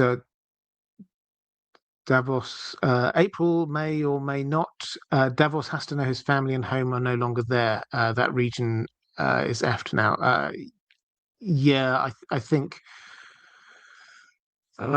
if he gets news that his family is dead, or very likely dead, then him staying north, where his one remaining son is, would kind of make sense.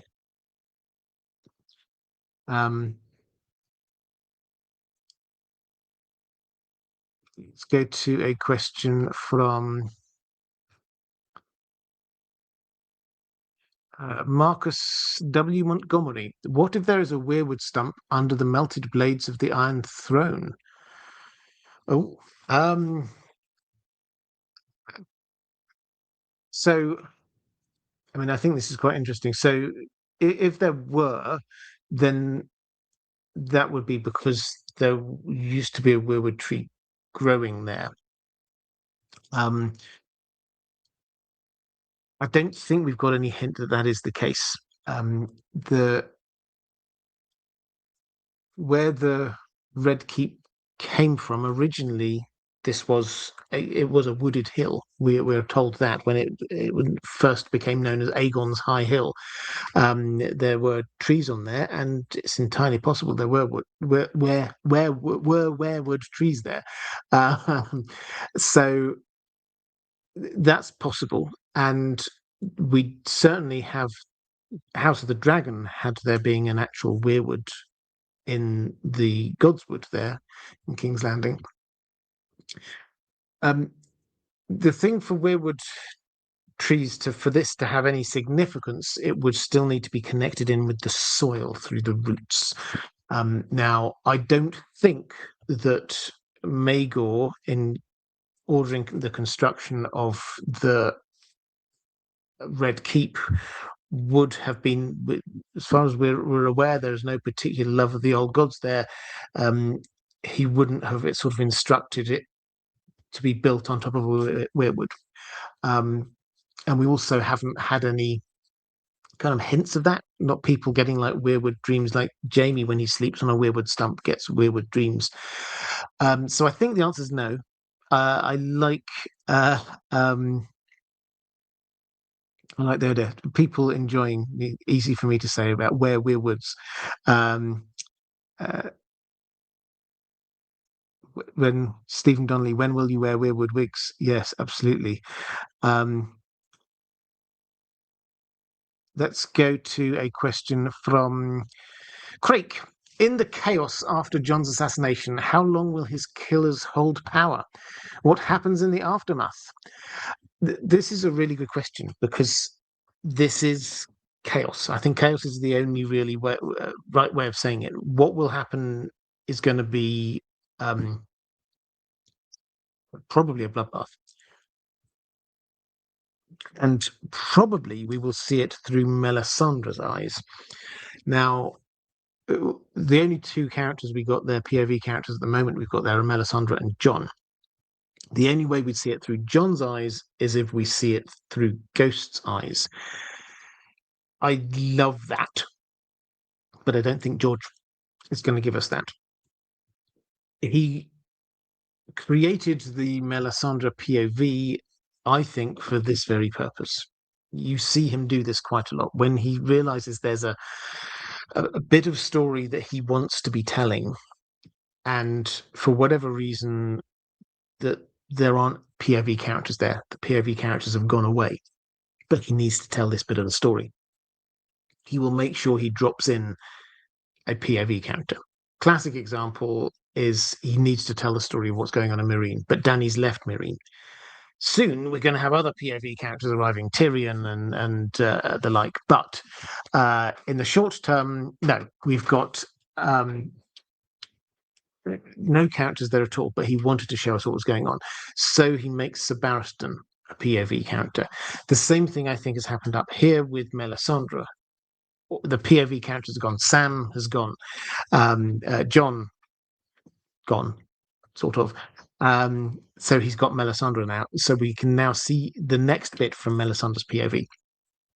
And the situation, let's not forget, is we've got one, the giant, has gone crazy and is smashing Sir Patrick against the wall. Tormund is in the hall with the wildlings, who, after Jon has given his rebel-rousing speech, Tormund basically says, "Right, I'm getting everyone drunk." Um, the Night's Watch. This isn't all of the Night's Watch. Some of the Night's Watch have rebelled and turned on Jon. Um, we've got Queen Selyse, who we don't know yet, but a letter has arrived, the pink letter. We always think about Jon's reaction to the pink letter. The pink letter says that Stannis is dead. Um, how will Selyse react to that? How will Melisandre react to that? That they might go any kind of direction, unless, of course, Melisandre knows that it's a fake. It's not really from Ramsay, which is what I suspect is the case. But is she going to admit that she was behind that? Almost certainly not. So we're going to have all of these different moving parts going on at the same time. You have, I think there's no doubt you're going to get Ghost is, even before Jon goes in there, Ghost is going to be going crazy as well. Don't forget, we've got Bodok, who is that great boar who hates Ghost. If Ghost is going crazy, Bodok is also going to go crazy. This is going to be horrific for a little while, and it's going to be a fight for control. The Night's Watch, I just suspect, will end up in a position where they don't have a leader. They've just killed their Lord Commander. And a small group of them have killed him. And then there's probably a larger group of people who feel that they owe their life to Jon in some way, led by Tormund. The Night's Watch are no longer going to be in control of Castle Black, I think, is going to be the end point. The one person who might be able to do something to kind of create some calm, I think, is Melisandre. You could certainly imagine, we don't know what she comes out with a new type of magic, every book or so. She can protect herself with the ruby around her neck from poison. Oh, she can do shadow babies. Oh, she can do a glamour on someone. She always coming out with new types of magic. She will have some kind of magic, I feel sure, that will be able to grab everyone's attention, make her look like she's hugely powerful, and everyone has to just do as she says. So I think calm will be restored. She or someone else will put Jon's body into the ice cells, and then there will be this period of, well, what are we going to do next? At which point, potentially, we will have people like Tychonosaurus, Fake Aya, arriving up at the wall. Maybe even we're going to get people arriving with the piece of paper that says, "Hey, Jon is legitimized. He's the new Lord of Winterfell." Lots of things will be happening. It's going to be a mess. There's going to be nobody in overall control, and I think it's entirely possible. People have speculated this before, but it's entirely possible that the people who did it do escape, realize that the game's up. What they were grumbling about it for some time, what Jon was doing for some time, but finally they've gone ahead and done something, and now they realize that they're in a minority. They did what they thought they should do, but they're in a minority.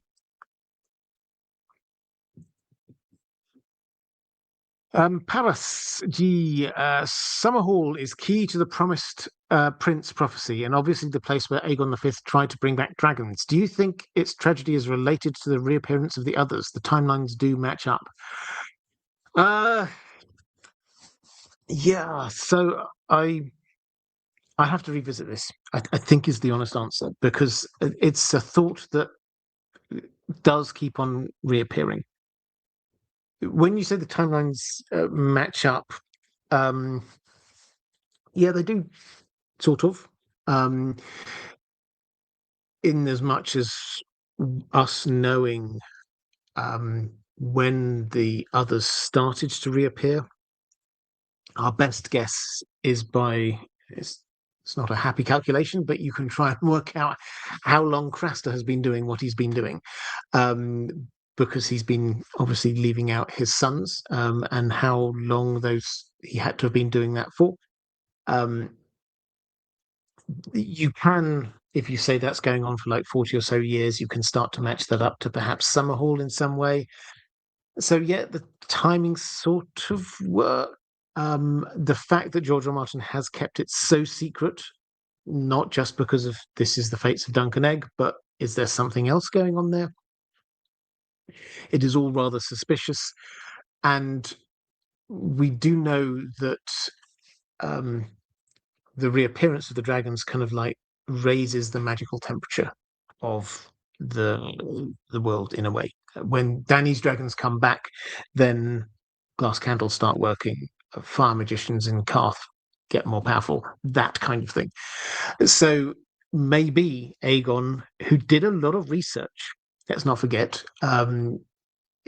he got in, he lost knowledge from Ashai. He brought in pyromancers. He did all the things that he felt had to be done. It just went wrong in some way. So it's possible. When you say it's central to the Prince that was promised prophecy, a lot of that is kind of centered around there. It has to be said. So the Rhaegar being born, Rhaegar obviously was the firstborn child of Aerys and Rhaella. That is the line from which the prince that was promised was supposed to be coming. The person who gave the newly invigorated prince that was promised prophecy, the Woods Witch, the ghost of High Heart, was there. So there's a lot of things going on. And then much later, Rhaegar continually went back to Summerhall and probably learned about the Song of Ice and Fire there from the Woods Witch. So, but that's like a complete digression. So, yes, I think I would agree. It is pretty central. I don't think we've got the evidence yet to say, other than the sort of a potential coincidence of timelines. I don't think we've got the information to say yet that it is linked to the return of the others. But it is still a mystery. What, if anything, was the prompt? Jacob Amiable, Lena. So I've been wondering why the slave masters don't hire a faceless man for Dany. Faceless men don't seem to hold opinions on who they sacrifice. Well, they may. The biggest issue there actually is timing. So Bravos is in the far northwestern corner of Essos, and Slavers Bay is in sort of like the near the southeastern corner of the map that you can go further off to Carth and Ashai, but it's a long way across. And the masters, if you're wondering about who is the sort of effectively the masters in Meereen, they are there trying to deal with her. Their first instinct probably wasn't to think about Bravos. There are other assassins more in that part of the world. In fact, Dany had an assassination attempt against her from the Sorrowful Men. So maybe that would be a place that they would be more likely to start. And now, of course, she's disappeared. So yes, it's possible. But in order to hire a faceless man, they'd have had to go all the way up to Bravos and then all the way back again. And it's entirely possible that she would have gone by that point. So, yeah, why not? But the practicalities as much as anything.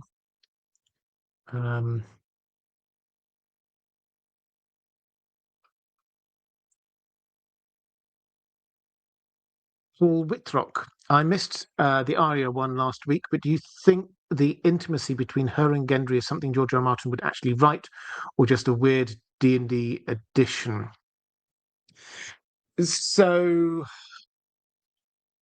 a couple of thoughts here. The first is that George R. R. Martin has said that he is going to revisit Arya and Gendry.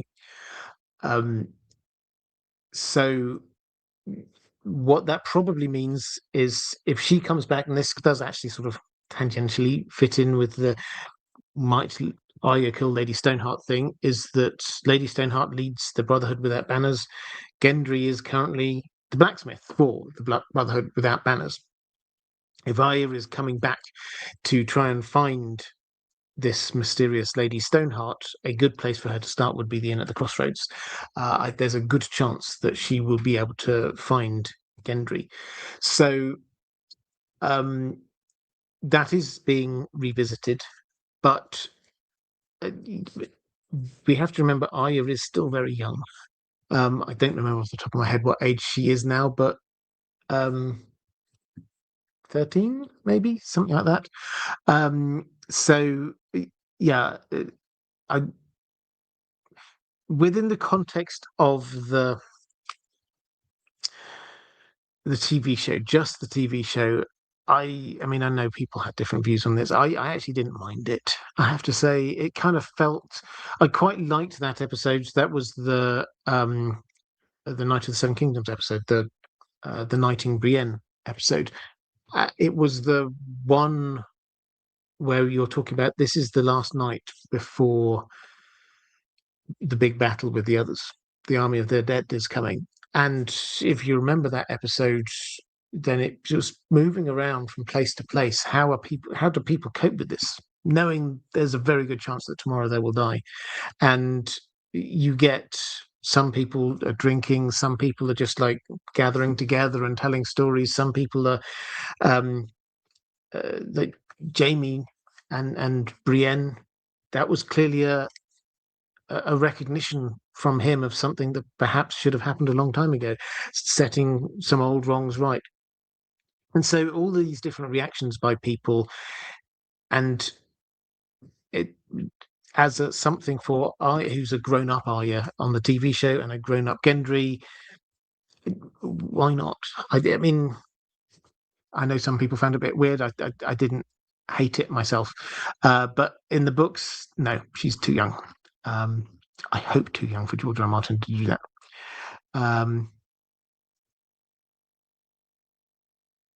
Let's go with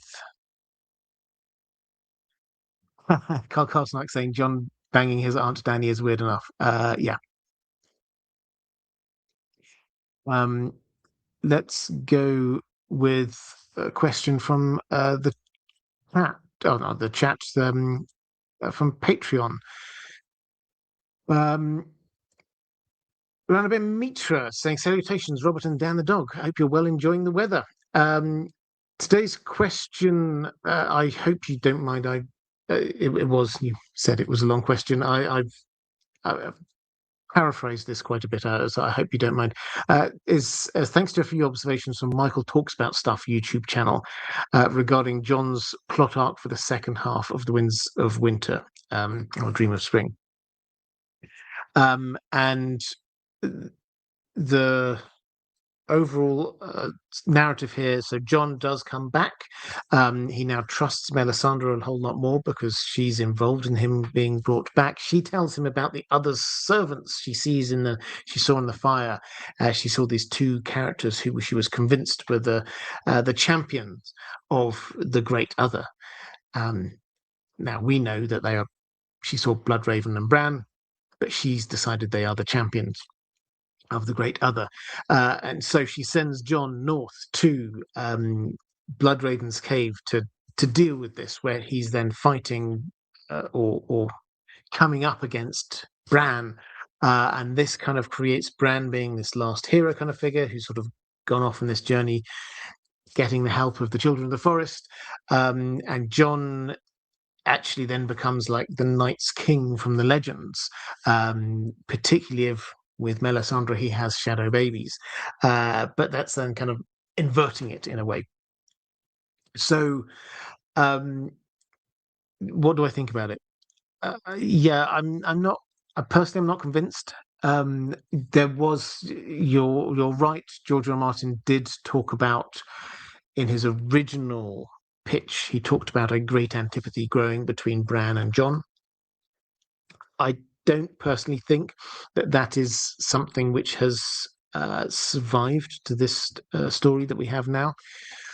And I think that Jon's next move is not north, but I think it's south. That's what he was going to do. Let's not forget he was absolutely set before he before he got stabbed. He was absolutely set on heading down to Winterfell, and I can't see that anything much is going to change. The people, when he comes back, the people who opposed it with the people who were stabbing him. So he's not likely to now be wanting to do what they want to do. He's got people who will support him and follow him. It's possible that he will have people come to him and tell him he's been legitimized and he is now the Lord of Winterfell, which is a massive thing. He thinks about this a huge amount, this idea that, you know, he could have been Lord of Winterfell. Would he have been a good Lord of Winterfell? He thinks about this a lot. So being told he is going to make a huge difference, particularly given the fact that he's twice been offered it by Stannis and said no because of his loyalty to the Night's Watch. And if the Night's Watch now attempted to kill him, and if he's died and he thinks that, you know, his oaths are fulfilled, then yeah, I think his next move is south, not north. Just in terms of the technicality thing, I did come across this when I was looking at and this is another video which is going to come out soon. What's Mance Rayder doing in Winterfell? Now, as a sort of a tangent on that, there is a bit when Melisandre's talking to Jon about this, revealing that this is Mance Rayder, who, you know, everybody thought she'd killed, but actually she'd secretly kept alive. And she says to Jon, well, he's got you to thank for that. And Jon says, well, what have I got to do with this? And she says, because do you remember what you said to Stannis? You said that the laws of men end at the wall, which technically means that, yes, he should have died and been killed because he refused to bend the knee, but we're at the wall, so technically the rules of men end here, so he can survive. That to me feels like a bit of foreshadowing. First of all, another moment where, despite Stannis' reputation, he doesn't play as a stickler by the rules when it doesn't suit him. He's happy to be sort of like just a little bit playing fast and loose with these things, but it's also, I think, quite foreshadowy of this kind of idea of the rules of men end at the wall. I'm getting out of this death on a technicality. I can leave the wall and go south on a technicality. So that, I think, feels quite foreshadowy of what will probably happen with Jon.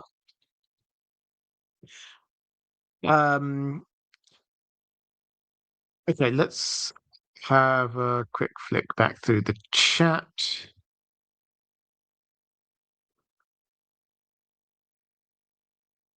And Mitra saying, nice, I never thought of Jon ever thinking of the south. Stannis is the only one to ever mention that Dragonstone can be quarried for dragonglass. Yeah, as well, when I say the south, I don't mean necessarily the south. I think retaking Winterfell is his main objective. But then, yes, the dragonglass, at some point, people are going to have this brainwave. We need dragonglass. And what about Dragonstone? So his objective is defending the wall and the north, and that will require him to go south a bit first.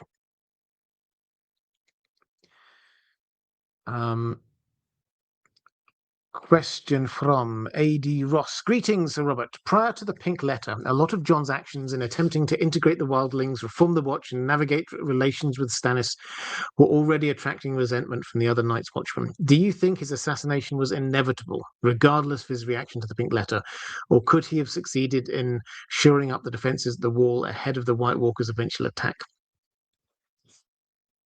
Um, I think it was pretty inevitable. This pushed it too far, um, and made it happen. But I think if he'd carried on that way, it was definitely going to happen sooner or later. When you reread those chapters, his last three, four, five chapters, you you pay attention to the people around him. They are the growing discontentment is palpable, and it's about some things which seem like quite small, like provisions. Um, uh, is that they've not got enough provisions to get the Night's Watch through a long winter. And then Jon lets a whole new load of people come to the wall, and it's like, well, what are we going to do now? We just don't have enough food for everyone. And so they start getting grumpy about that. Then they start getting grumpy about the fact that Jon is, and it's not entirely his fault, he's allowing Stannis and Stannis's men to be staying there at Castle Black. Then obviously he's letting the wildlings through. Then he's giving the wildlings castles. He's allowing women to be staying at the wall. He's allowing the wildlings to be heading off, leading groups of Night's Watchmen on missions to the north, theoretically anyway. It's bit after bit after bit that you can hear and you can see among particularly those who've been in the Night's Watch a long time and take it seriously. This is against everything that they've ever stood for. It's against what they swore. They think that what Jon is doing is not just being a bad head of the Night's Watch, but this is a sackable offence. They are looking at this and seeing the entire Night's Watch could fall apart under this guy's watch in the matter of like a couple of years. So we see that growing all the way through the last 3, 4, 5 chapters for Jon. And then you combine that with what we were looking at a moment ago, which is Jon is sending his allies away. And he's not got anyone there on his side, except people who are perhaps not 100% on his side, Melisandre or Tormund. People who you think, yeah, okay, they might be good allies, but to the Night's Watch, is Tormund a good ally for Jon? Well, they wouldn't think so.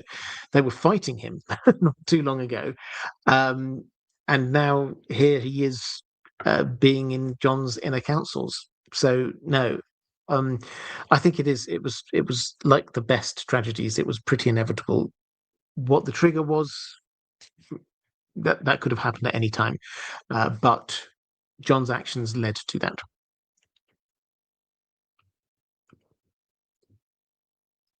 Claire Marcus Rissman, 7 blessings to you, Robert, and the mods, and an extra rainbow since we're talking about our favourite twink, Jon Snow. My favourite theory about Jon Snow is that he is bisexual. As Lord Commander, his thoughts about satin are kind of on the nose. Seeing how George is a Gardner writer, I wonder what might have inspired him to go that way, if it's true at all. Is it connected to his warging, or did he write Jon's chapters during Pride Month and get inspired? Okay, so if you're wondering what this is about, Satin, he's not really a character on the TV show. He is in the books. Satin is a male prostitute from Old Town who gets sent up to the wall, and he's a good-looking lad. Let's put it that way. The word pretty is used to describe him quite a lot. His hair's flowing and beautiful. He has oils that he combs through his beard so that he smells nice. And he's quite a sensitive soul as well. And Jon kind of takes a shine to him. And it is noticeable that Jon, when he looks at or thinks about Satin, he notices that he's quite pretty. Oh, he's smelling good today. More than you might think just normally. He doesn't think about Sam and observe particular things about Sam in that same kind of way.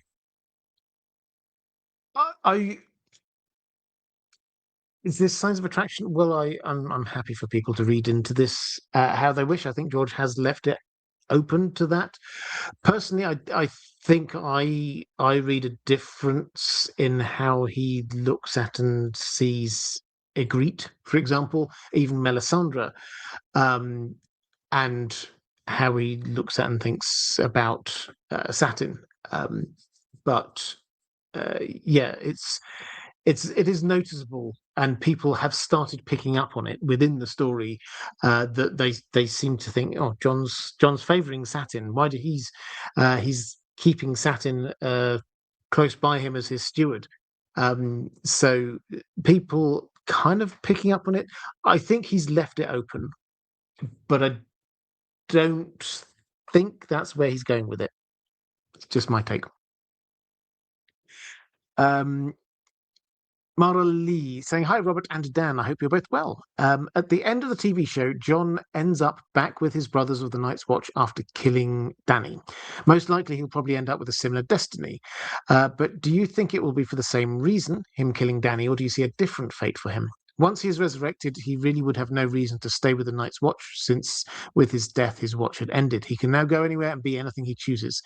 Given the information George R. R. Martin has said and written of the character, what do you see will then be Jon Snow's fate in the books? What will be his destiny? If you were writing it, what would I like to see? Well, so I think that his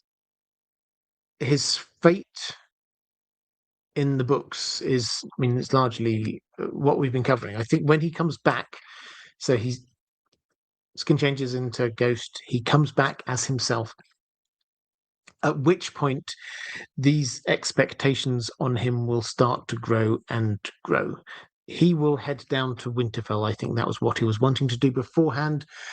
So I think that's what he's going to carry on doing. He will head down to Winterfell, and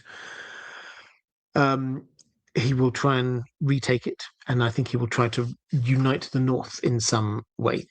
His focus, however, is also very much on the wall and trying to make sure the wall gets protected. So that, I think, is his focus. It's only after that that he will start getting entangled with these other expectations coming on him. Because whereas he might accept, and it's complicated for him, but he might accept that you have been legitimized, you are now Lord of Winterfell thing. The idea that that brings with it King of the North, I don't think that's a thing that he's particularly going to be embracing. He may allow it. People might sort of push that on him, but that's kind of like how his arc goes, because that's what happens with becoming Lord Commander of the Night's Watch. He didn't put himself forward for this. This was Sam and others pushing for him to become that. And then he kind of like goes, okay, fine, I'll do it. And he turns out to be actually, reasonably good at the job, a good leader. So we're going to have that. Then we're going to have the, actually, you know what? You're the heir to the Iron Throne. That whole conversation is going to be pushed onto him as well. So it's the weight of these expectations which are being placed on him. I think he's going to actually remain quite focused in on the things that he was before. And then probably I do foresee a romance with Dany. As for what I would do, yeah, I mean, I think the way George R. R. Martin has teed it up, it's along those lines. I think I love this idea of him being this tragic hero who does the things he has to do, and he suffers for it. He had to allow the wildlings through, and he gets killed for it. That was the sensible decision. If he did not, they would get massacred by the others, and they'd turn into whites, and there'd be an even bigger army facing them. It was the right decision, but he got killed for it.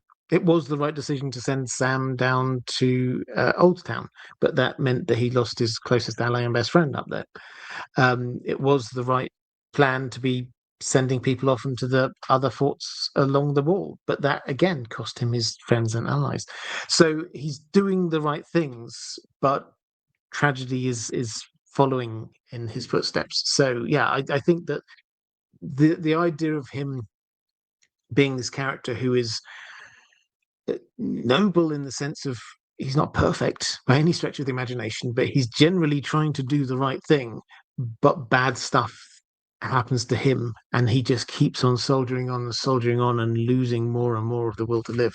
I like that as an idea. It's quite depressing, but I like it as a literary idea. Um, Andrew Kay saying Jon operates like Ned politically, in my opinion, honourable and does the right thing often, but at great personal cost or risk. Yep, I would agree. Tommy of Then saying such is the nature of sacrifice. Yeah, absolutely.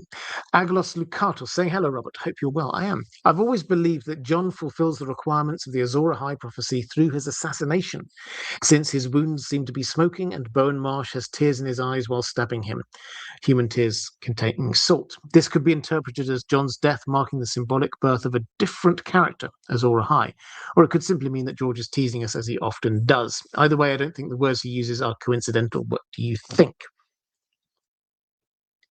Well, the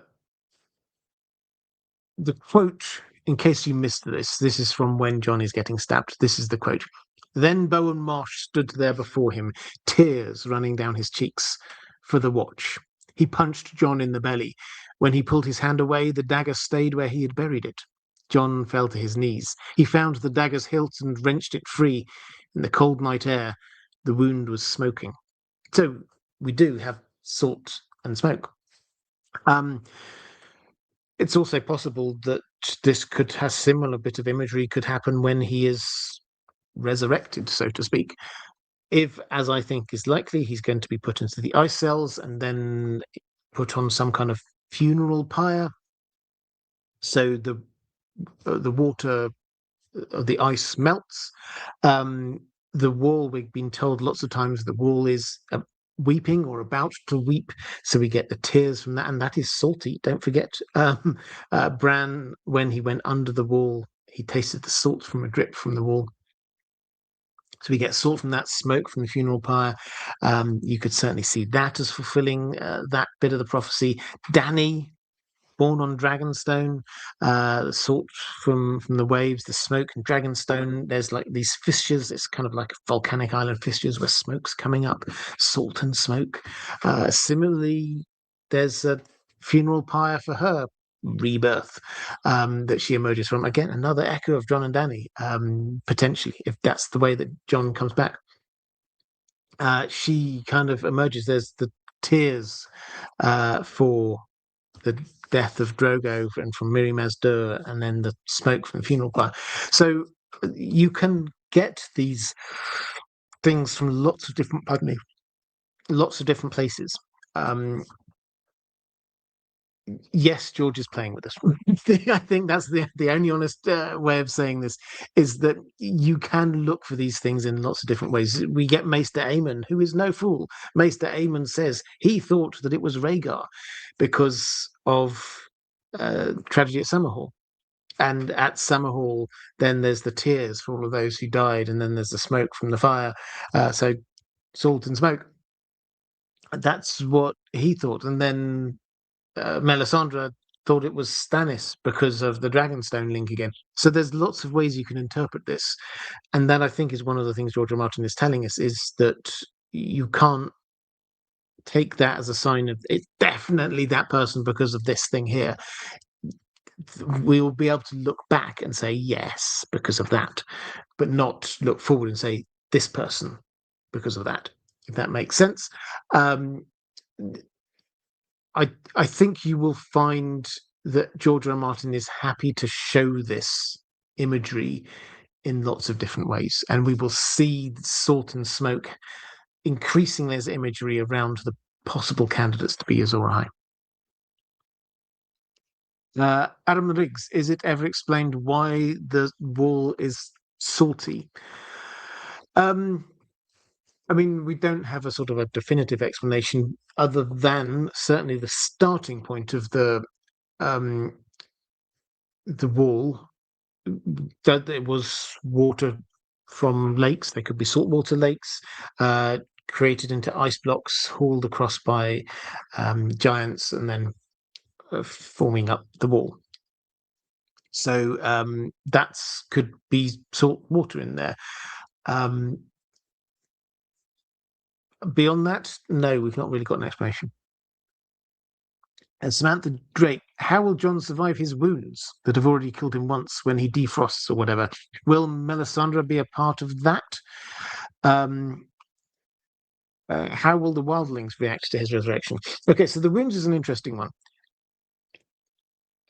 And for all of my talk of this isn't like the resurrection we see, there might be an element of it.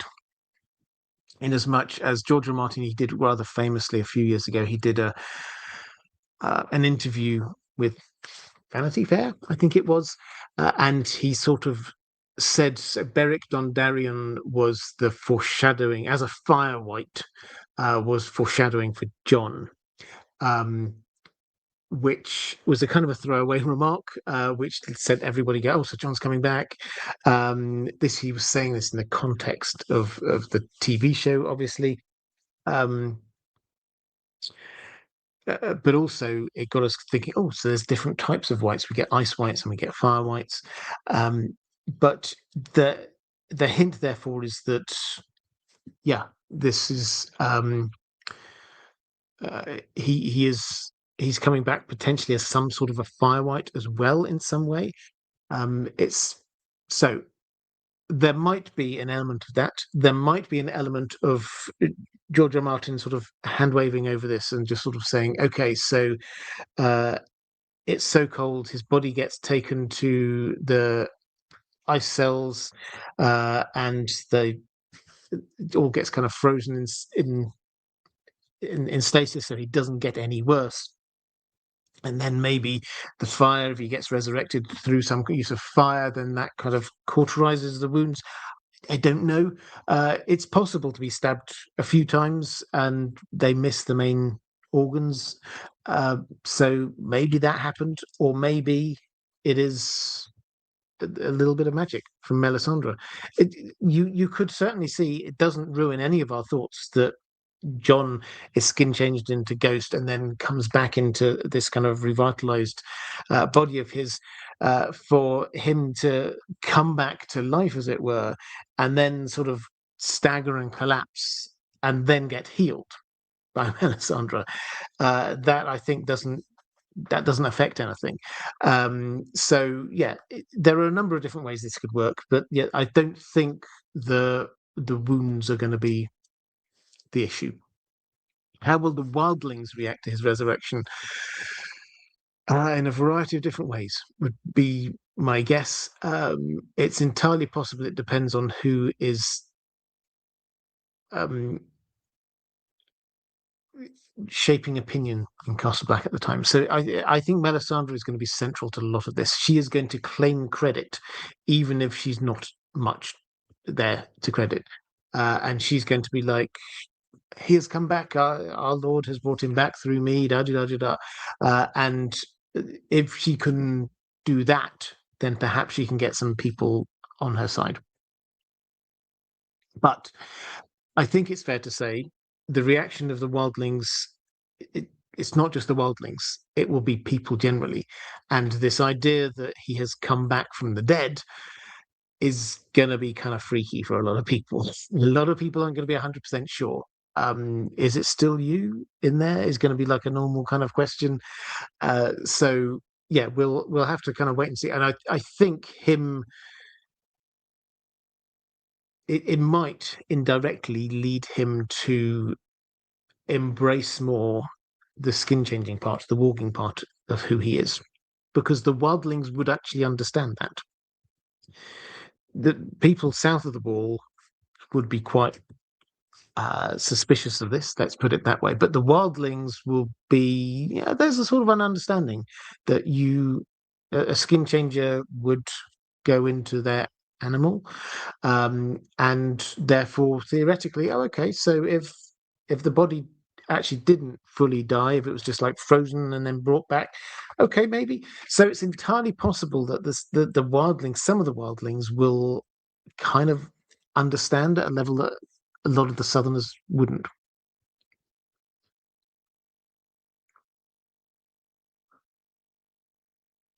Okay, let's go to a question from Ariel Winchester saying, "Hi, Robert.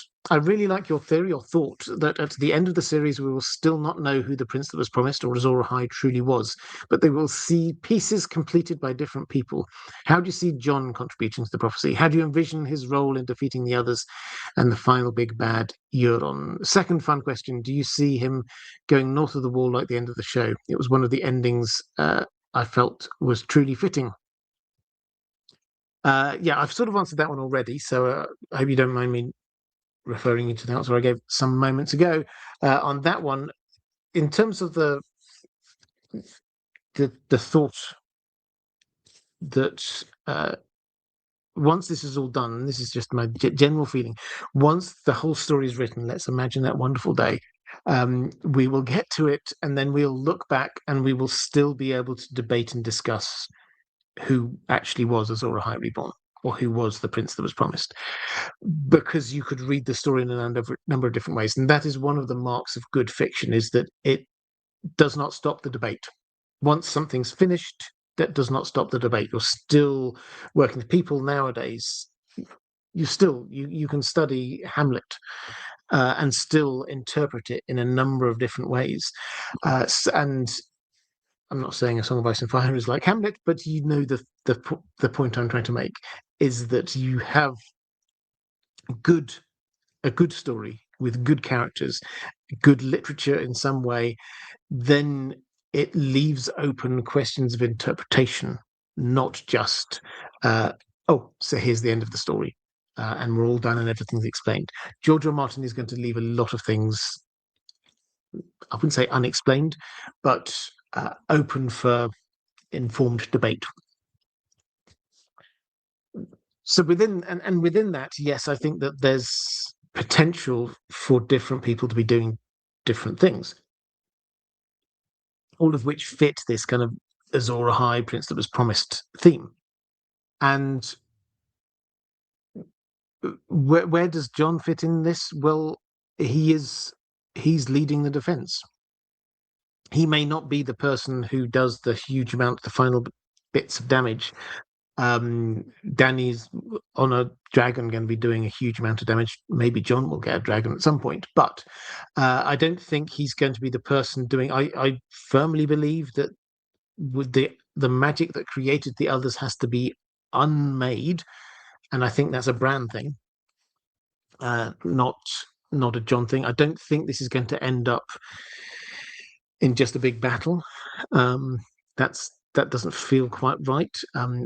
I think there's going to be more to it than that. But yeah, Jon will be central to the others, defeating the others, and then he's also going to be central to the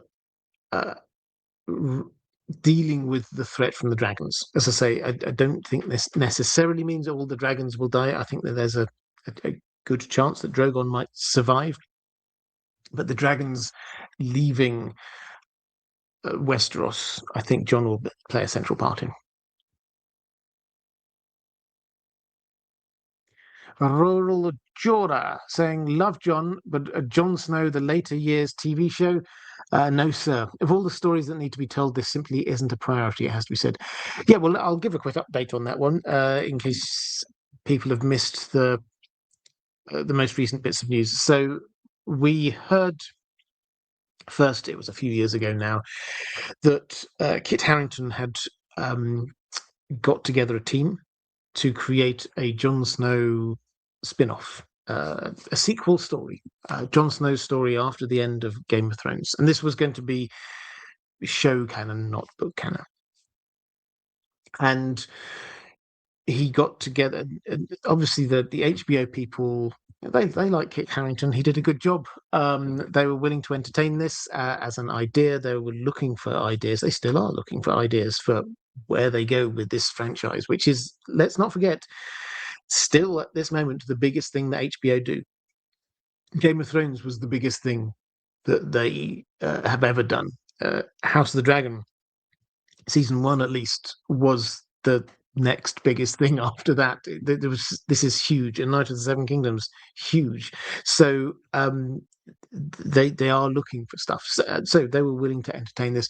And my understanding was that he came in with his team, and most people were expecting this to be like, but actually he put a lot of thought into it. The people who developed this idea, and they were willing to work with this for a while. But they eventually, and this is what's come out more recently, is they eventually came to the realization that it was too much of a downer.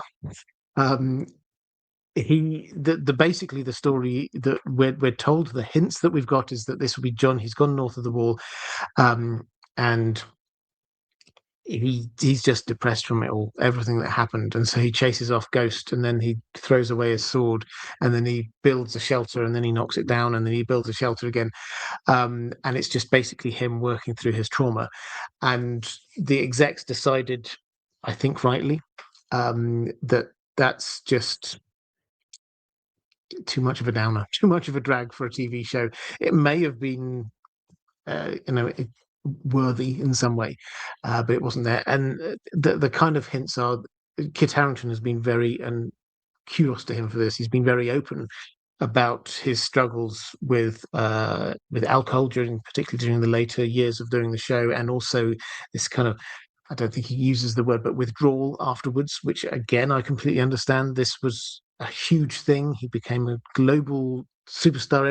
Everybody recognized him, and so ending that was a hard process to work his way through. So this was probably at least part of his kind of self-therapy.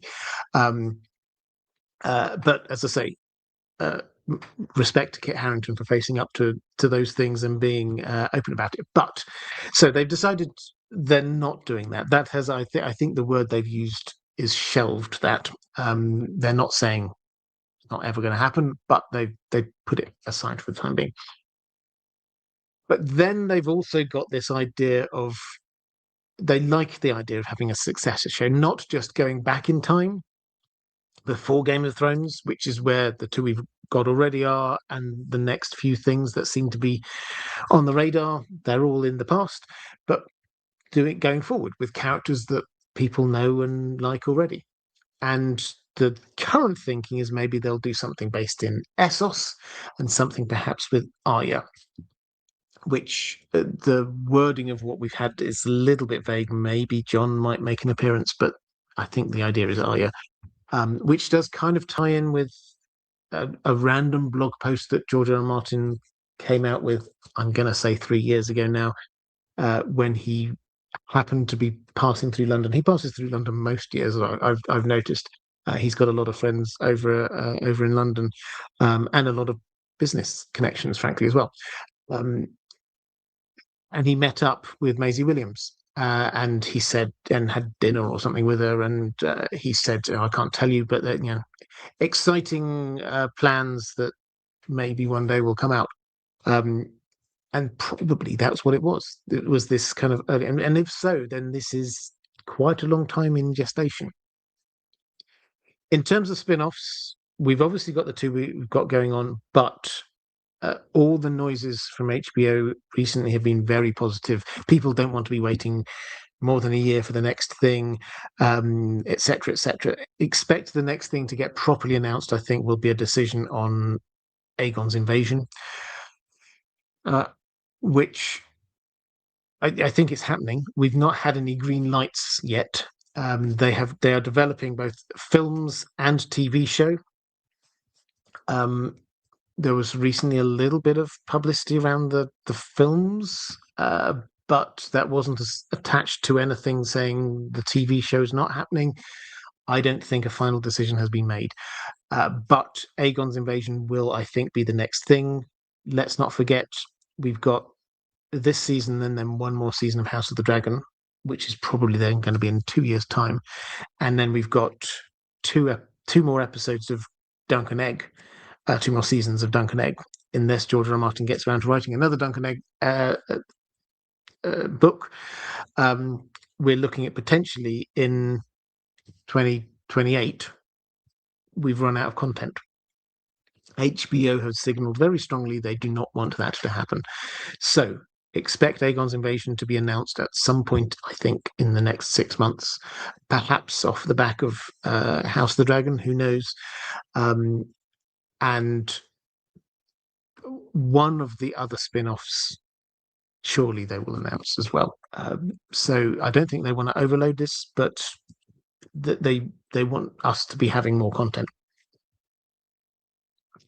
Okay, I don't know whether that's where you're going with that question, but it's always good to give a little bit of an update on where we're at on these kind of things.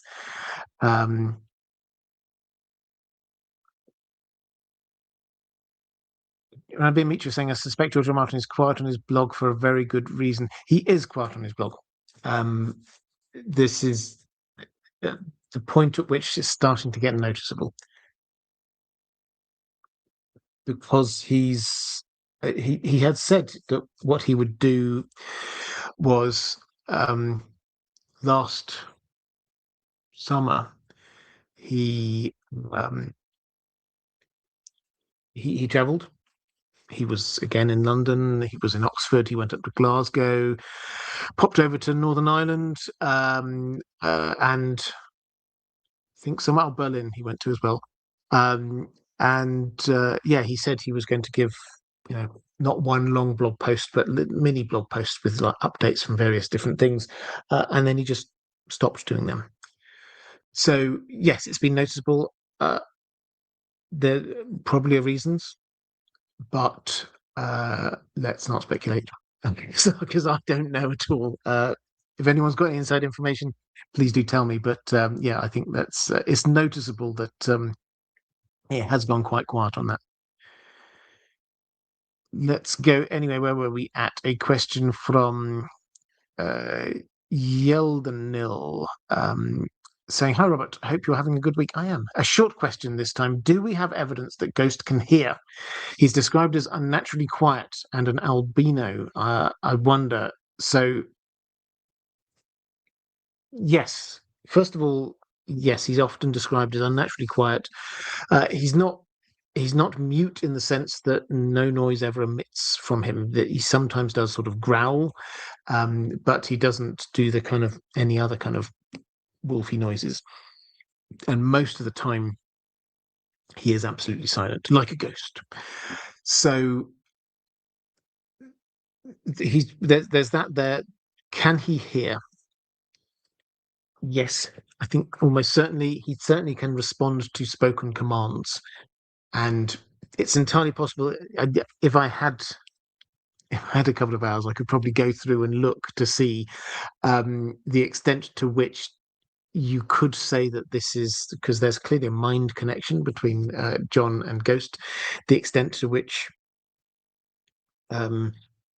he giving orders, Ghost can just understand what Jon is wanting, and the extent to which he's like listening. But I think there probably are somebody in the chat might have an example to hand when somebody else makes a noise or says something and Ghost looks around. So yes, he's not deaf. He seems to have like full function of his senses, but it's just he's very quiet. Chaos Ballerina, you missed me. Did I? Sorry, did you do another thing? I do apologize. Hang on, let me have a look. This does sometimes even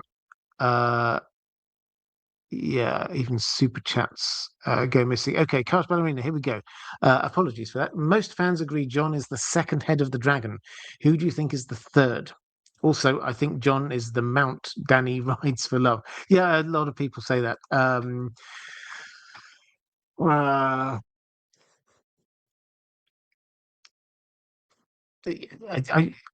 It's one of those things where you go, okay, fine. If George wants to go that way, he can go that way. I think that given that we've got a horse and we've got a dragon, I think another animal.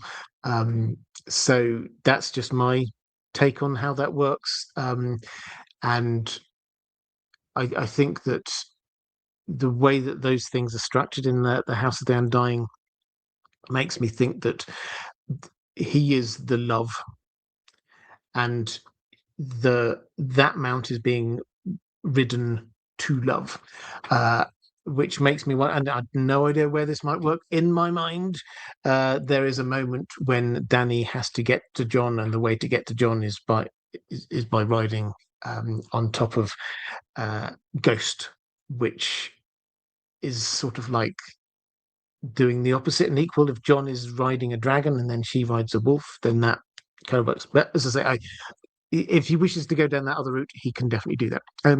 Most fans agree Jon is the second head of the dragon. Who do you think is the third? So, I mean, this is one of those things where this is such a vague prophecy. Every time it's said, although the three heads, the dragon must have three heads, is only ever really said in context of Dany. It has to be said. In as much as Rhaegar says it in a vision when Dany is watching, Aemon says it when he is talking about Dany, and then Dany and Jorah say it when they're talking about that vision that Dany had. So there might be one reference when it's not in the main storyline. This is when it's not the dragon must have three heads, not just a sort of a generic talking about the sigil or anything like that. So this is kind of like a thing that Dany thinks about. She clearly decides that she is, and she doesn't spell it out exactly like this, but she does sort of think there are only going to be two men that I can really trust. She's clearly thinking that she's going to marry two men or have two men alongside her to be riding those other two dragons. Yes, I agree, Jon, being the second one. In terms of the third one, I think we shouldn't take any prophecy with George R. Martin. We shouldn't take as being the we therefore know as a hard and fast rule.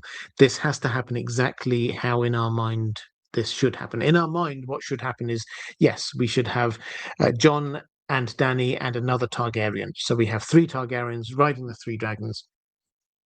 Perhaps then we might have Fagon proving he's a real Targaryen, but I think the hints are that he's not a real Targaryen. Might he ride a dragon? It's possible. But also, I think that it's entirely possible that she might be unmasking him as not a real Targaryen. Then we might get the prospect of the third dragon being ridden by Euron. That's entirely. I mean, it's not just a possibility. I think that Euron is trying to make that happen.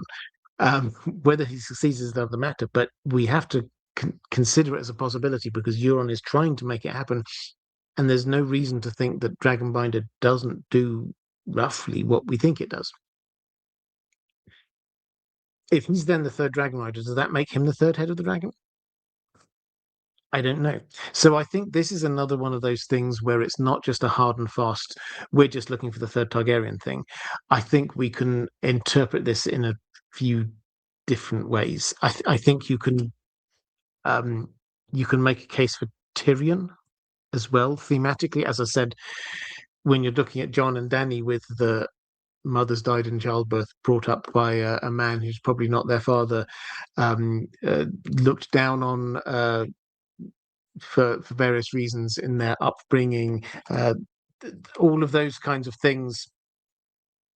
Tyrion fits that same mark that Jon and Dany do as well, making him appear quite. And there's a possibility he's a secret Targaryen, of course, let's not forget.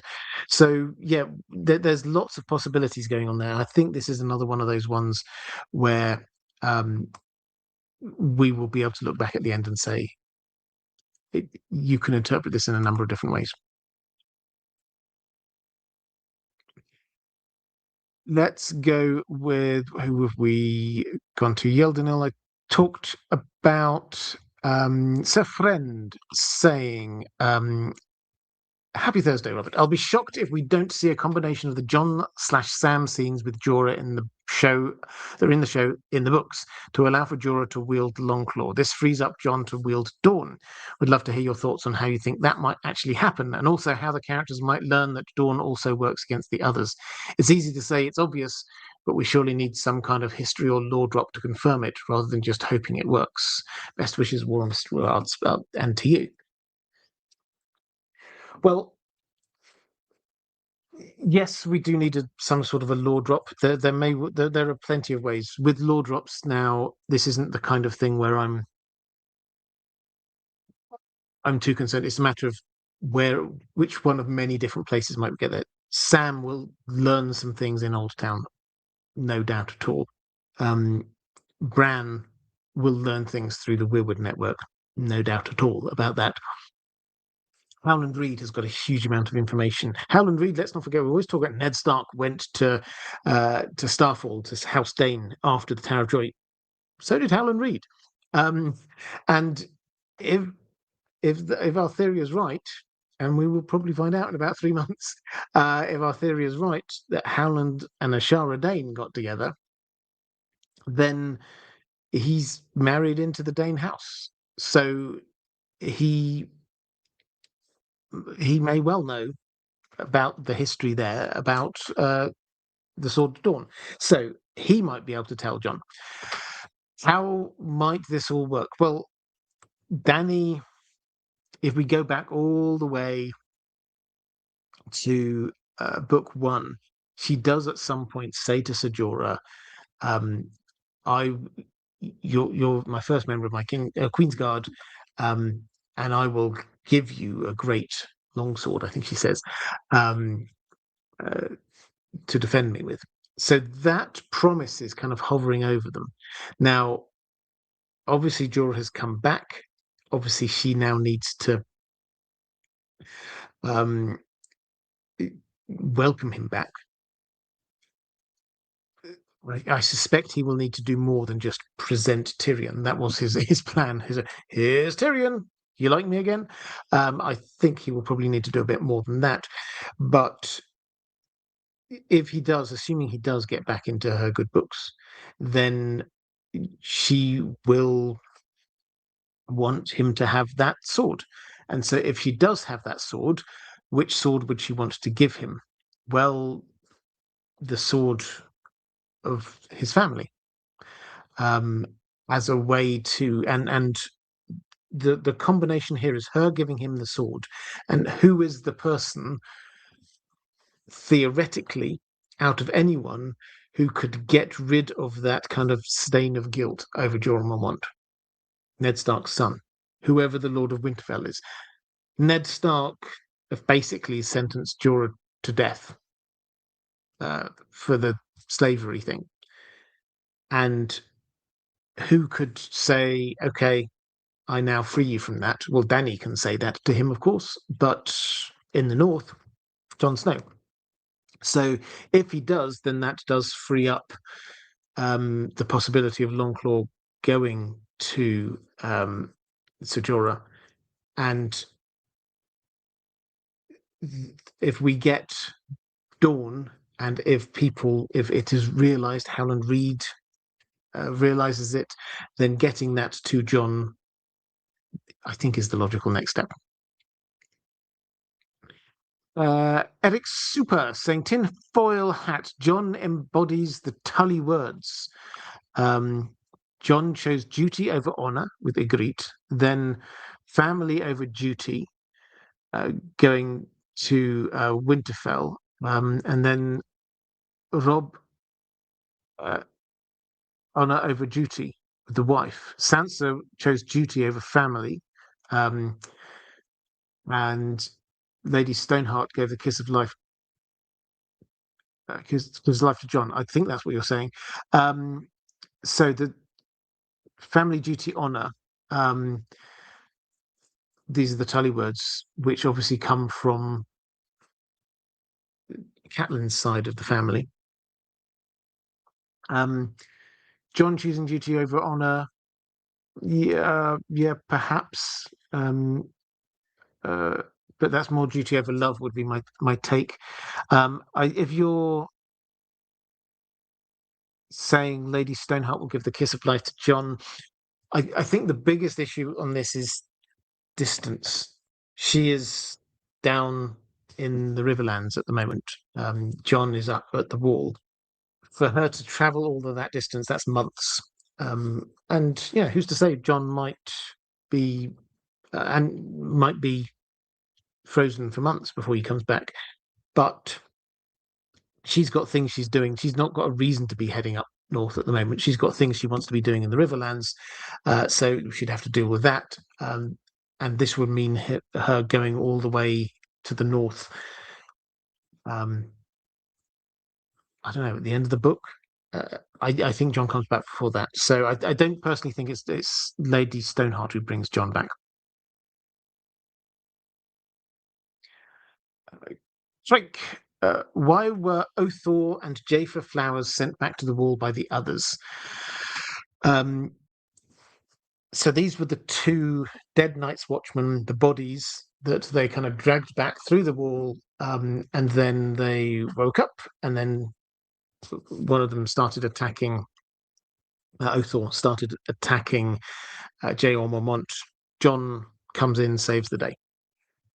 Why did the others do that? Well, the headline reason is the others seem to have been prioritizing trying to take out the Night's Watch leadership. Even in the prologue, who were they focusing their attention on? Waymar Royce, who looks like a leader. If you remember, he got the most expensive kit on, and he's clearly giving orders to the others too. Then they attack Benjen Stark's group. Now we think probably Benjen managed to escape that, but they focus in on him, and he was the first ranger, obviously. Then when they get those two bodies smuggled through and they come to life, they don't just randomly go out on a rampage trying to kill. They actively go and hunt down the leadership. Othor goes to try and find Jeor Mormont and kill him. Jafer Flowers kills 5, I think, including Jeremy Riker, who was basically Benjen's replacement as First Ranger. So that was the plan, to actively seek out the leadership of the Night's Watch and get rid of them. Now, why were they doing it then? Because at some point, the Night's Watch would realize, all dead bodies, we need to burn them. They're going to realize that the others are on the move. And so this was their one shot. If they were going to do this after this moment, the Night's Watch, they're going to be on their guard. So what this tells us, just as a by the by, that the others are intelligent. They're planning things out. They know they're about to attack the Wall, and what's the best thing to target your attacks on the leadership? Let's try this one sneak attack. We only get one shot at this, but if we leave it any longer, we won't get a shot at all. So yeah, that's what they were trying to do. They're just trying to get away with killing as many members of the leadership as they possibly can.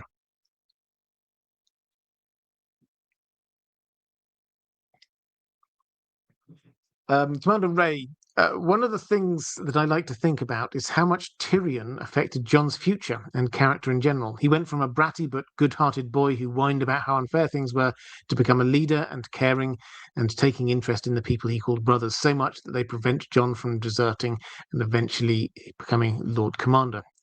It's funny, Varys was right about shadows, and I wonder how much more Tyrion's early sobering lesson to Jon will impact both arcs, especially when they reunite. And I'm curious to hear your thoughts on how Tyrion affected Jon in that particular part of the story. Yeah, so he does. Jon, it has to be said, has a number of these. I don't know whether we call them father figures, but mentors. So Ned Stark, obviously, as a father figure. Benjen was to him. Maester Aemon was, Jeor Mormont was, and in a way, Tyrion was. But Tyrion acts more like this kind of like older brother, more worldly older brother. And um, he what he does is he tries to show Jon what the wall is really like, because he's had a lot of propaganda from people in the north. Oh, going to the wall is a noble vocation, and Tyrion's there going, yeah, I'm not so sure. I think it's quite a hard life up there, you know. So yeah, Tyrion, he has this impact. He clearly has this impact. It's to Jon that he gives that wonderful little line about, never forget who you are, because the world won't um, use it as an armor. Um, and it's trying to sort of prepare Jon for the hard life that's coming for him. So, which he didn't have at Winterfell. He actually had quite a not a pampered life, but it was quite sheltered. And yes, he was there, sort of like, oh no, I'm never allowed to be sitting with people, and when there's feasts and stuff like that, and people give me odd glances every now and then, and all of that kind of stuff. You're right, he does, to start with, come across as a little bit whiny about how unfair it all is. Tyrion has been through that and kind of gives him tips on how to handle it. And so, yes, this strengthens Jon up. Um, uh, I think the thing I would sort of say about that in particular is, firstly, they call each other friend before they part. They shake hands. It's freezing cold. They take off gloves and shake hands. And that bond is there. So that will be rekindled at some point when the two of them meet again. The connection is there right from the beginning, with this, all dwarfs are bastards in their father's eyes. That connects the two of them. Tyrion in those early chapters is very, very dragon coded, staring into the fire, talking about all the books about dragons he used to read. And he's telling, a lot of the time, he's sort of telling this to Jon as much as anything else. So that's giving us this kind of link across to the Targaryens that otherwise we might not have got that early on in the story. But I think that through this, it's quite hard to say definitively, but Jon is getting harder. The further on into this he starts out being, yeah, woe is me, everything's unfair. He's now reaching this point where he's just trudging on, doing the things he knows he has to do. The weight of the world is on his shoulders. Tyrion is softening in a way. He starts off with this really hard shell around him. You can't get at him. But then really he starts to realize you can get at him. And he starts caring a little bit more. That doesn't mean that those arcs are going to carry on. We often talk about arcs without thinking of them as being an arc. We think of them as being a straight line. So Tyrion's character arc does not mean he's now going to turn into a very nice person at the end of all of this. He might sort of arc around from the kind of person who can order somebody's death and being chopped up and thrown into a cauldron of brown,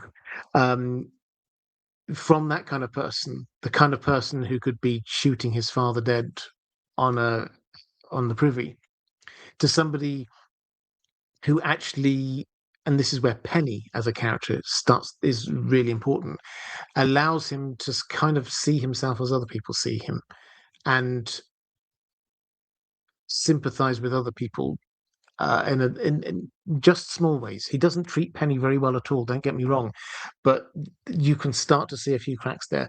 He's not going to, I think, carry on and just go off and be a hugely wonderful person after this.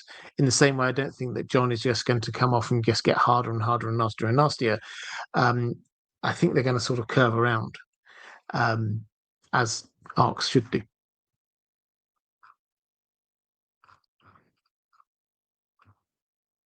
Let's go to a question from Catherine Furseth saying, hi, Robert. Thanks for these Stark Children live streams. One of the themes that seems to run through Jon's storyline is the demands of and choices between love and duty. We see this time and again. And his in his ultimate decision not to desert to help Robb in leaving the wildlings and Ygritte, in choices made as Lord Commander, and most likely in his ultimate act of killing Dany. This is a strong, stark trait, being able to place your duty and honor above all considerations. Does this also mean, in the end, that he outdid Ned, who seemed in the end to choose love over duty and honor? Is this a contrast you see in Jon and Ned? Yeah, I mean, this is one of those things we can talk about eternally. But yes, Ned chose love over honor, in as much as at all of his times when he gets, I mean, the two classic examples with Lyanna and the baby, he chose his love for his family and allowed his honor to be impugned. People thought that he'd been cheating on his wife, had this bastard child. He allowed people to think that, for his honor to be besmirched because of his love for his family. And then secondly, later on, at the end of his life, he's faced with this decision of basically Sansa is threatened. And if Ned does not do what he should do, in the eyes of Varys and co, if Ned does not admit that he was plotting to take down the king, etc., then bad things will happen to Sansa. And so in order to protect his family, he again allows his honor to be impugned. The fact that that didn't go through is by the by. He chose family over honor. And that is Ned's defining characteristic. The world thinks that Ned is honorable, despite a couple of things here and there. They think he's an incredibly honorable person, but in reality, he chooses love over honor every time. So, in terms of Jon, it's duty, really, rather than honor, is the thing here. His duty to the Night's Watch is the thing which keeps on calling him back. What seems to be likely is that where he's at now, where we left it just before he got stabbed, he was there choosing love, family over duty. His duty said he had to stay at the wall, be Lord Commander of the Night's Watch at the wall, but love made him want to go back to Winterfell. The care for the family is what's going on there. So I think we're going to see Jon start to embrace more of that side of himself. Okay, question from Commander Ray saying, "Hello, Dan the dog. I hope you're rested from conquering castles." He is, yeah. Let's get down to brass tacks and discuss Jon's tax policy. No, what I'm actually interested in is how the timelines for the Starks arriving back in Winterfell will play out, and if Jon becomes king prior to Bran arriving. Mostly because I wonder if Jon will learn of his true parentage before he meets Dany. There's a lot of moving pieces. Bran is one, but so is Howland, and the company that includes Robb's will. It feels like there's a lot of potential politicking that can happen with Sansa. Sansa would probably have even more support for Jon as king if she knew he was the heir to the Iron Throne. Similar to the show, it would add weight.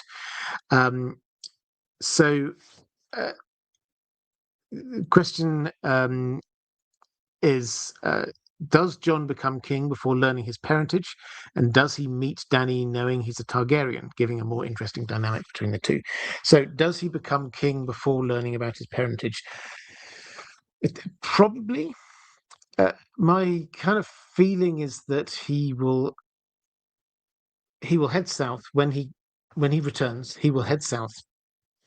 He will face down the Boltons with Stannis, probably. I don't think Stannis is he's not going to die in the same kind of bizarre cavalry charge that happened on the TV show. Reclaim Winterfell, and at that point, Howland Reed and the others, it's safe for them to come, because Howland Reed and the others with Robb's will are currently, as far as we know, they're in the neck. And once the Boltons have lost control of the north, it is then safe for them to head north. They've got Ned Stark's bones as well. Whether that Barbary Dustin will allow that through is another matter. But after Winterfell has been secured, that's when they can go up. So he can um, probably become the de facto Lord of Winterfell, then get told, actually, you are the Lord of Winterfell because you're the heir.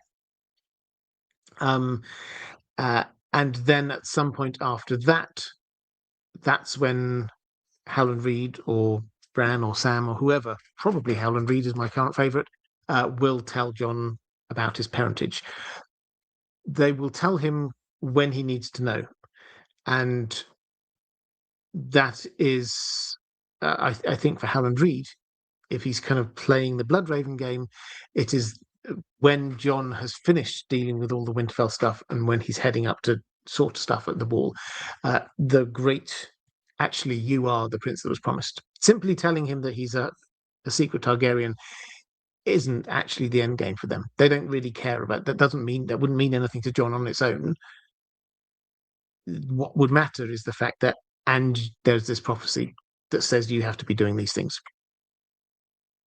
So yeah, that's when he's probably going to be told that. In terms of will he know his parentage before meeting Dany, it would give us a different dynamic.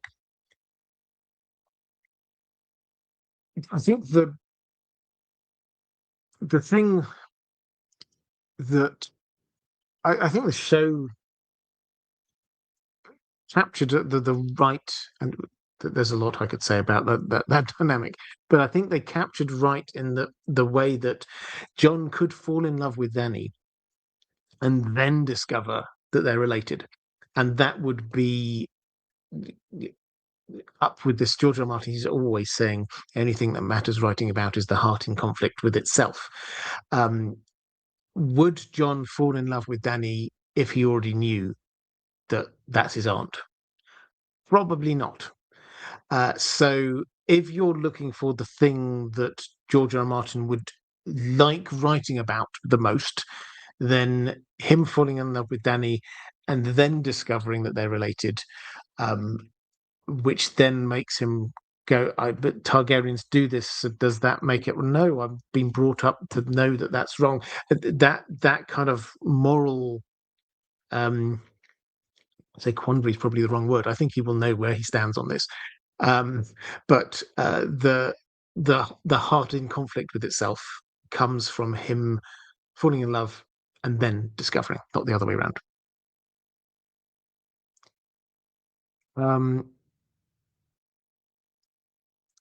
That's people are talking about Dan the dog, which is great. You should talk about Dan the dog more.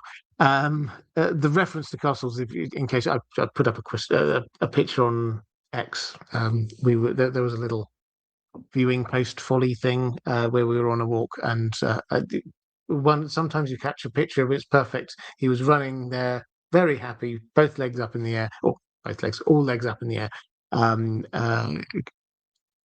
running towards a castle, which just made me happy. Right, let's go to Lorelei Dragon. I've got two more questions. I think this is my last question about Jon from Patreon, but please do drop. It's a good time to drop any more questions into the chat. I will get to them. Lorelei Dragon saying, "Good evening, Robert. I hope you're well. I'm wondering about the relationship between Jon and Sam. On the show, they seem to be steadfast brothers in arms who trust unquestionably. But with Jon's more morally grey behaviour and the baby swap, especially in the books, I wonder if their bond is different as well. Will they trust each other absolutely in the Winds of Winter after what Jon has done? Side note, I have created a Discord server where fans can continue discussions between live streams. It's called Deep Geeks. Do you mind sharing that info?" Well, I'm very happy to share that info. Yes. Discord is a thing I've struggled with. I've tried to get into it. Somebody in the chat did once try and get me set up on it, and I just failed miserably to be able to do that. So if you've set something up, fantastic. Deep Geeks. Then if you're on Discord, then check it out, and I will see whether I can find it as well. But thank you. That's really good. As for Jon and Sam, yeah, so there are more layers to this relationship in the books than there was on the TV show. On the TV show, they liked the simplicity that they're best buddies, that worked. Um, but yes, there's more, particularly the baby swap, which is for the avoidance of that who don't know what this is. So Jon basically forced on Sam and Gilly to swap their baby for Mance Rayder's baby. Now, why? Because Jon was concerned about Melisandre.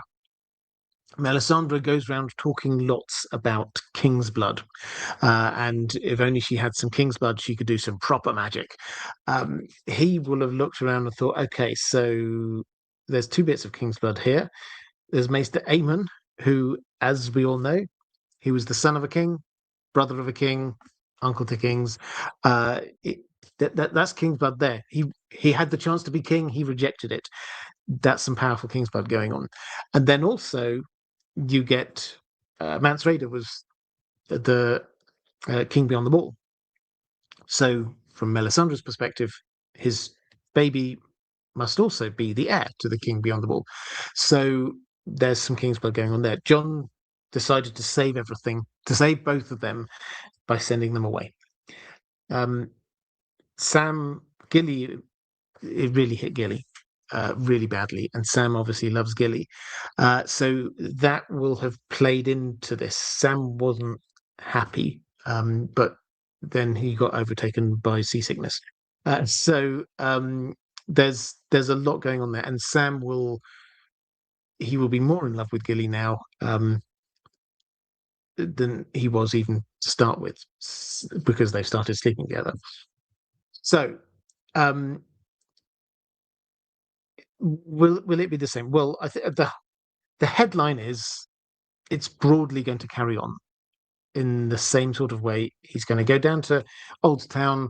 He's going to start learning stuff in the library from the maesters. Maybe he'll get a link or two of his chain. He hasn't got huge amounts of time down there. And just in terms of, in case you're wondering, in terms of getting your links to your chain, that shows mastery of a subject. Most people can get one a year. If you're very good, you could get two a year. If you're a genius, you might be able to get three in a year. Sam is probably just going to have months. So maybe he'll get a link. But the biggest thing will probably be his self-learning. His going into the library, just discovering stuff while he's there. And then probably Old Town will come under attack from Euron. And probably Sam will decide to head back up north. And if he's got the information that he thinks is vitally important for the Night's Watch, for Jon, and if Old Town is falling, then yeah, he might see this as the opportunity to just, okay, I've done my best and we're heading back up north now. So when he returns, he will find a different Jon. This is the resurrected Jon. And there will be this thing hanging over them of the baby swap. So is it going to be the same? It's not going to be the same. But by that point in time, the story will have moved on to such a point where the threat from the others is so imminent that I think that they can put other things to those things to one side and just focus in on what needs to be focused in on. Question from Caius Ballerina. Picking up a question from Rana Dimitra. Does that horn with Sam actually summon the others? Jon blew that horn, made no sound, and called it broken. He went off to Castle Black, and the others came and slaughtered everyone at the Fist of the First Men. Possibly. I like the thinking. I'm still of the opinion that this is the Horn of Winter. We have to remember how Jon happens to have it. He's got it because almost certainly Bloodraven organized for him to have it. A whole load of dragonglass and this horn. So the given that we know the Horn of Winter is a thing and it's very powerful, and according to which legend you listen to, it either can bring down the wall or it can raise giants from the earth. And it's going to be important if it actually is. I think, without going all the way back into the Horn of Winter, Crypts of Winterfell thing, I did lots of videos on that. But the thing which always strikes me is this: the horn is broken, is the word that's used for it. But this isn't some complicated like French horn kind of thing. This is just a so, what could be broken about it? Is it the mouth bit? Jon can't see any breaks or cracks. There's nothing stuffed into it, and yet he says it's broken. The word usage is interesting because the Lord of Winterfell, the King of Winter at the time, was Brandon the Breaker. Could he have broken the Horn of Winter? It's entirely possible. Can it be unbroken in some way? We'll have to wait and see. So my instinct is that is the Horn of Winter, for reasons that I went into over a couple of hours worth of videos. I think probably its use will be to be raising the statues from the crypts of Winterfell, who do appear to be giant sized, incidentally. Every description of them, if people are looking at them, they're looking up at them. If they're reaching out their hand, then they touch a knee. When they're sat down, it's not them reaching down a hand. Everything seems to imply these are big, tall statues. But yeah, so I like the idea. It's good thinking. But no, I'm still of the opinion that that's the Horn of Winter. Klaus Ballerina, why isn't Rhaegal the white dragon to mimic Ghost? I wish I had a good answer to that one. Sometimes George R. R. Martin doesn't tie everything in exactly the way that we want him to. That's all I can say. That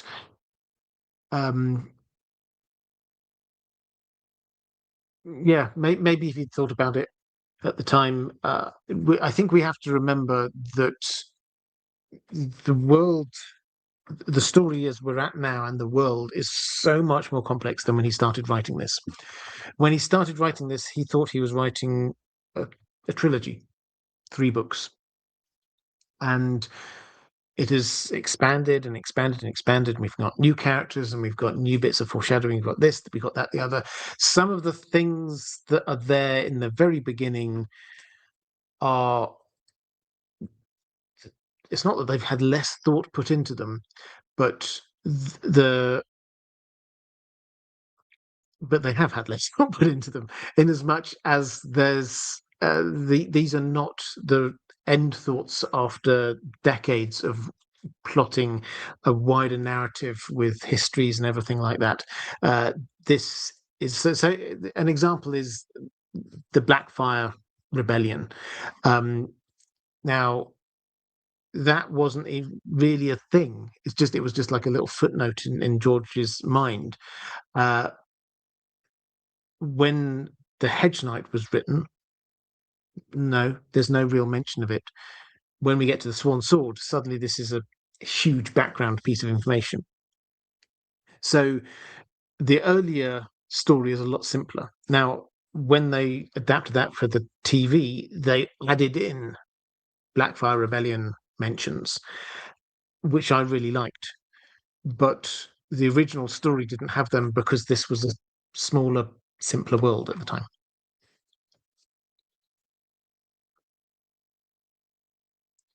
And I didn't mean to saying that horn noise was exact, Robert. Well, exactly. That's that. I hate to spoil things for you. That is what the Horn of Winter will sound like. Um,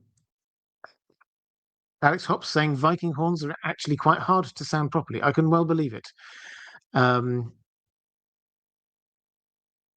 And let's go to last question I've got from my patrons. So yeah, any more questions in the chat? I'll come back to this after this. This is a Tolkien one from John McAndrew, saying, "It occurs to me that the great beasts of Middle-earth, wargs, oliphants, trolls, fell beasts, etc., are all allies of evil. I understand some of this is due to have been corrupted or enslaved or created by the Dark Power, but do you know of any instances of wild creatures being firm allies of the free people? I imagine part of this can be attributed to the fact that the good virtues include self-determination and personal autonomy. So Ents, Huorns, and Beornings, while occasionally on the good side, are free to pursue their own destinies. It just feels like Team Good would have more natural allies, given their respect and fair treatment of their cohabitants. Also, it seems like trolls took a bit of a turn between The Hobbit and Lord of the Rings, but I wondered if there's any hint whether there are any more wild, clumsy trolls in Middle-earth, or we just assume that by the end of the Third Age they're all just bad." Right, so well, to pick off the trolls thing, yeah, so the trolls that appear in The Hobbit are, I mean, they're not nice, but they're independent. Yeah, they're clumsy, a bit stupid, but they're not working on behalf of the great evil of Sauron or something like that. They're free trolls, and their history, as far as we can tell, is they were mountain trolls, and they sort of come down from there. Now, that was we were talking a moment ago about things are smaller and simpler earlier on in the writing process. The Hobbit is a simpler tale. It has to be said. Yes, Tolkien had his whole background, his world building that's there, but he was deliberately making The Hobbit a simple tale. And trolls are simple folk and actually quite comedic. So there's a lot more of the comedy and the light, obviously, in The Hobbit than there is in The Lord of the Rings. By the time we get to The Lord of the Rings, the trolls that we see, they brought a cave troll, and trolls that happen down in the battles down in and around Mordor. These are trolls that are controlled by Sauron or orcs or someone. So the trolls they're the same. You're right, Tolkien does change his mind on a number of things going through time. I haven't really seen that with the trolls. I think that the difference here is that free trolls, who probably come from a long line of trolls who were based up in the north, maybe even in Angmar, that part of the world, and they've just kind of like worked their way down south, but not under control of any great power. The trolls we see in The Lord of the Rings are under control of a great power. So that's the thing, and I think you've hit the nail on the head here with this freedom point, is that yes, Tolkien writes about good versus evil, but it's the free peoples. It's not called the good peoples, it's the free peoples. And the free peoples against the enslaved peoples, really. This is a freedom against anti-freedom kind of thing, as much as anything else for Tolkien. And yes, freedom means that there are more that there are some people who take that freedom and just use it, and they're just free. They don't feel the responsibility to be facing up against the evil in the world, and so yeah, we got someone like Beorn and Beornings. It's complicated. They largely Beorn keeps himself to himself, but he does also face up against the orcs and the goblins. He's a huge enemy to them. Treebeard and the Ents, they do step up in this story. In terms of others, there's obviously the Great Eagles. The Great Eagles are very much on the side of good, and there is what else do we have? The Mearas, the Shadowfax, and the sort of the horses of the West. So what you often find with Tolkien is that you get a type of a good or a free beast of some kind, or creature that Morgoth then made his own version of. corrupted version of in some way. So with the orcs are corrupted versions of the elves. Tolkien changed his mind quite a bit on the technicalities of that, how literally they are corrupted as opposed to created from something else, because he obviously couldn't create something out of nothing. But orcs are this mockery of elves. And then you get Treebeard says that he thinks that trolls are a mockery of Ents, which again kind of makes sense. And there's a lot of speculation that dragons might be a kind of a mockery of the great eagles. So often you get this kind of balance within Tolkien. You get the original, the good, which Morgoth has created his own corrupted version of. So yes, it's there are a lot of big, nasty, gribbly, evil monsters, but there are also quite a lot of good creatures in Tolkien's world. It's just that the good means freedom, and freedom means not necessarily having to do stuff. Whenever Sauron wants an army, he just calls all of the things to him, and they have to do what Sauron says.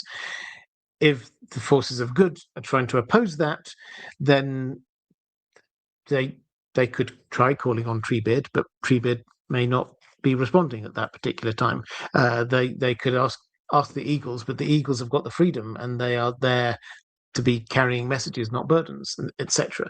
So the good side comes with freedom, which means fewer automatic allies. Okay, let's have a quick flick through the chat.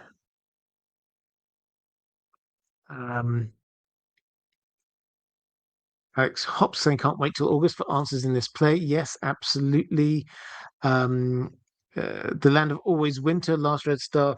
It only gets one mention, but it gets passing references, but it's basically the far north. So it's just where that is, and this is where the others come from. They're the heart of winter, seems to be like their home base. That just gets the one mention. But the Lands of Always Winter are, if you go beyond the wall and then beyond the haunted forest and then beyond the Frostfangs, you start getting into the Land of Always Winter.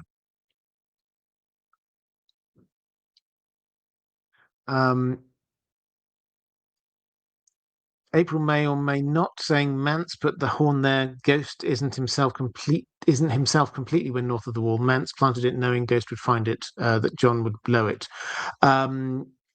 My take is that Bloodraven put it there. It's wrapped in a Night's Watch cloak, and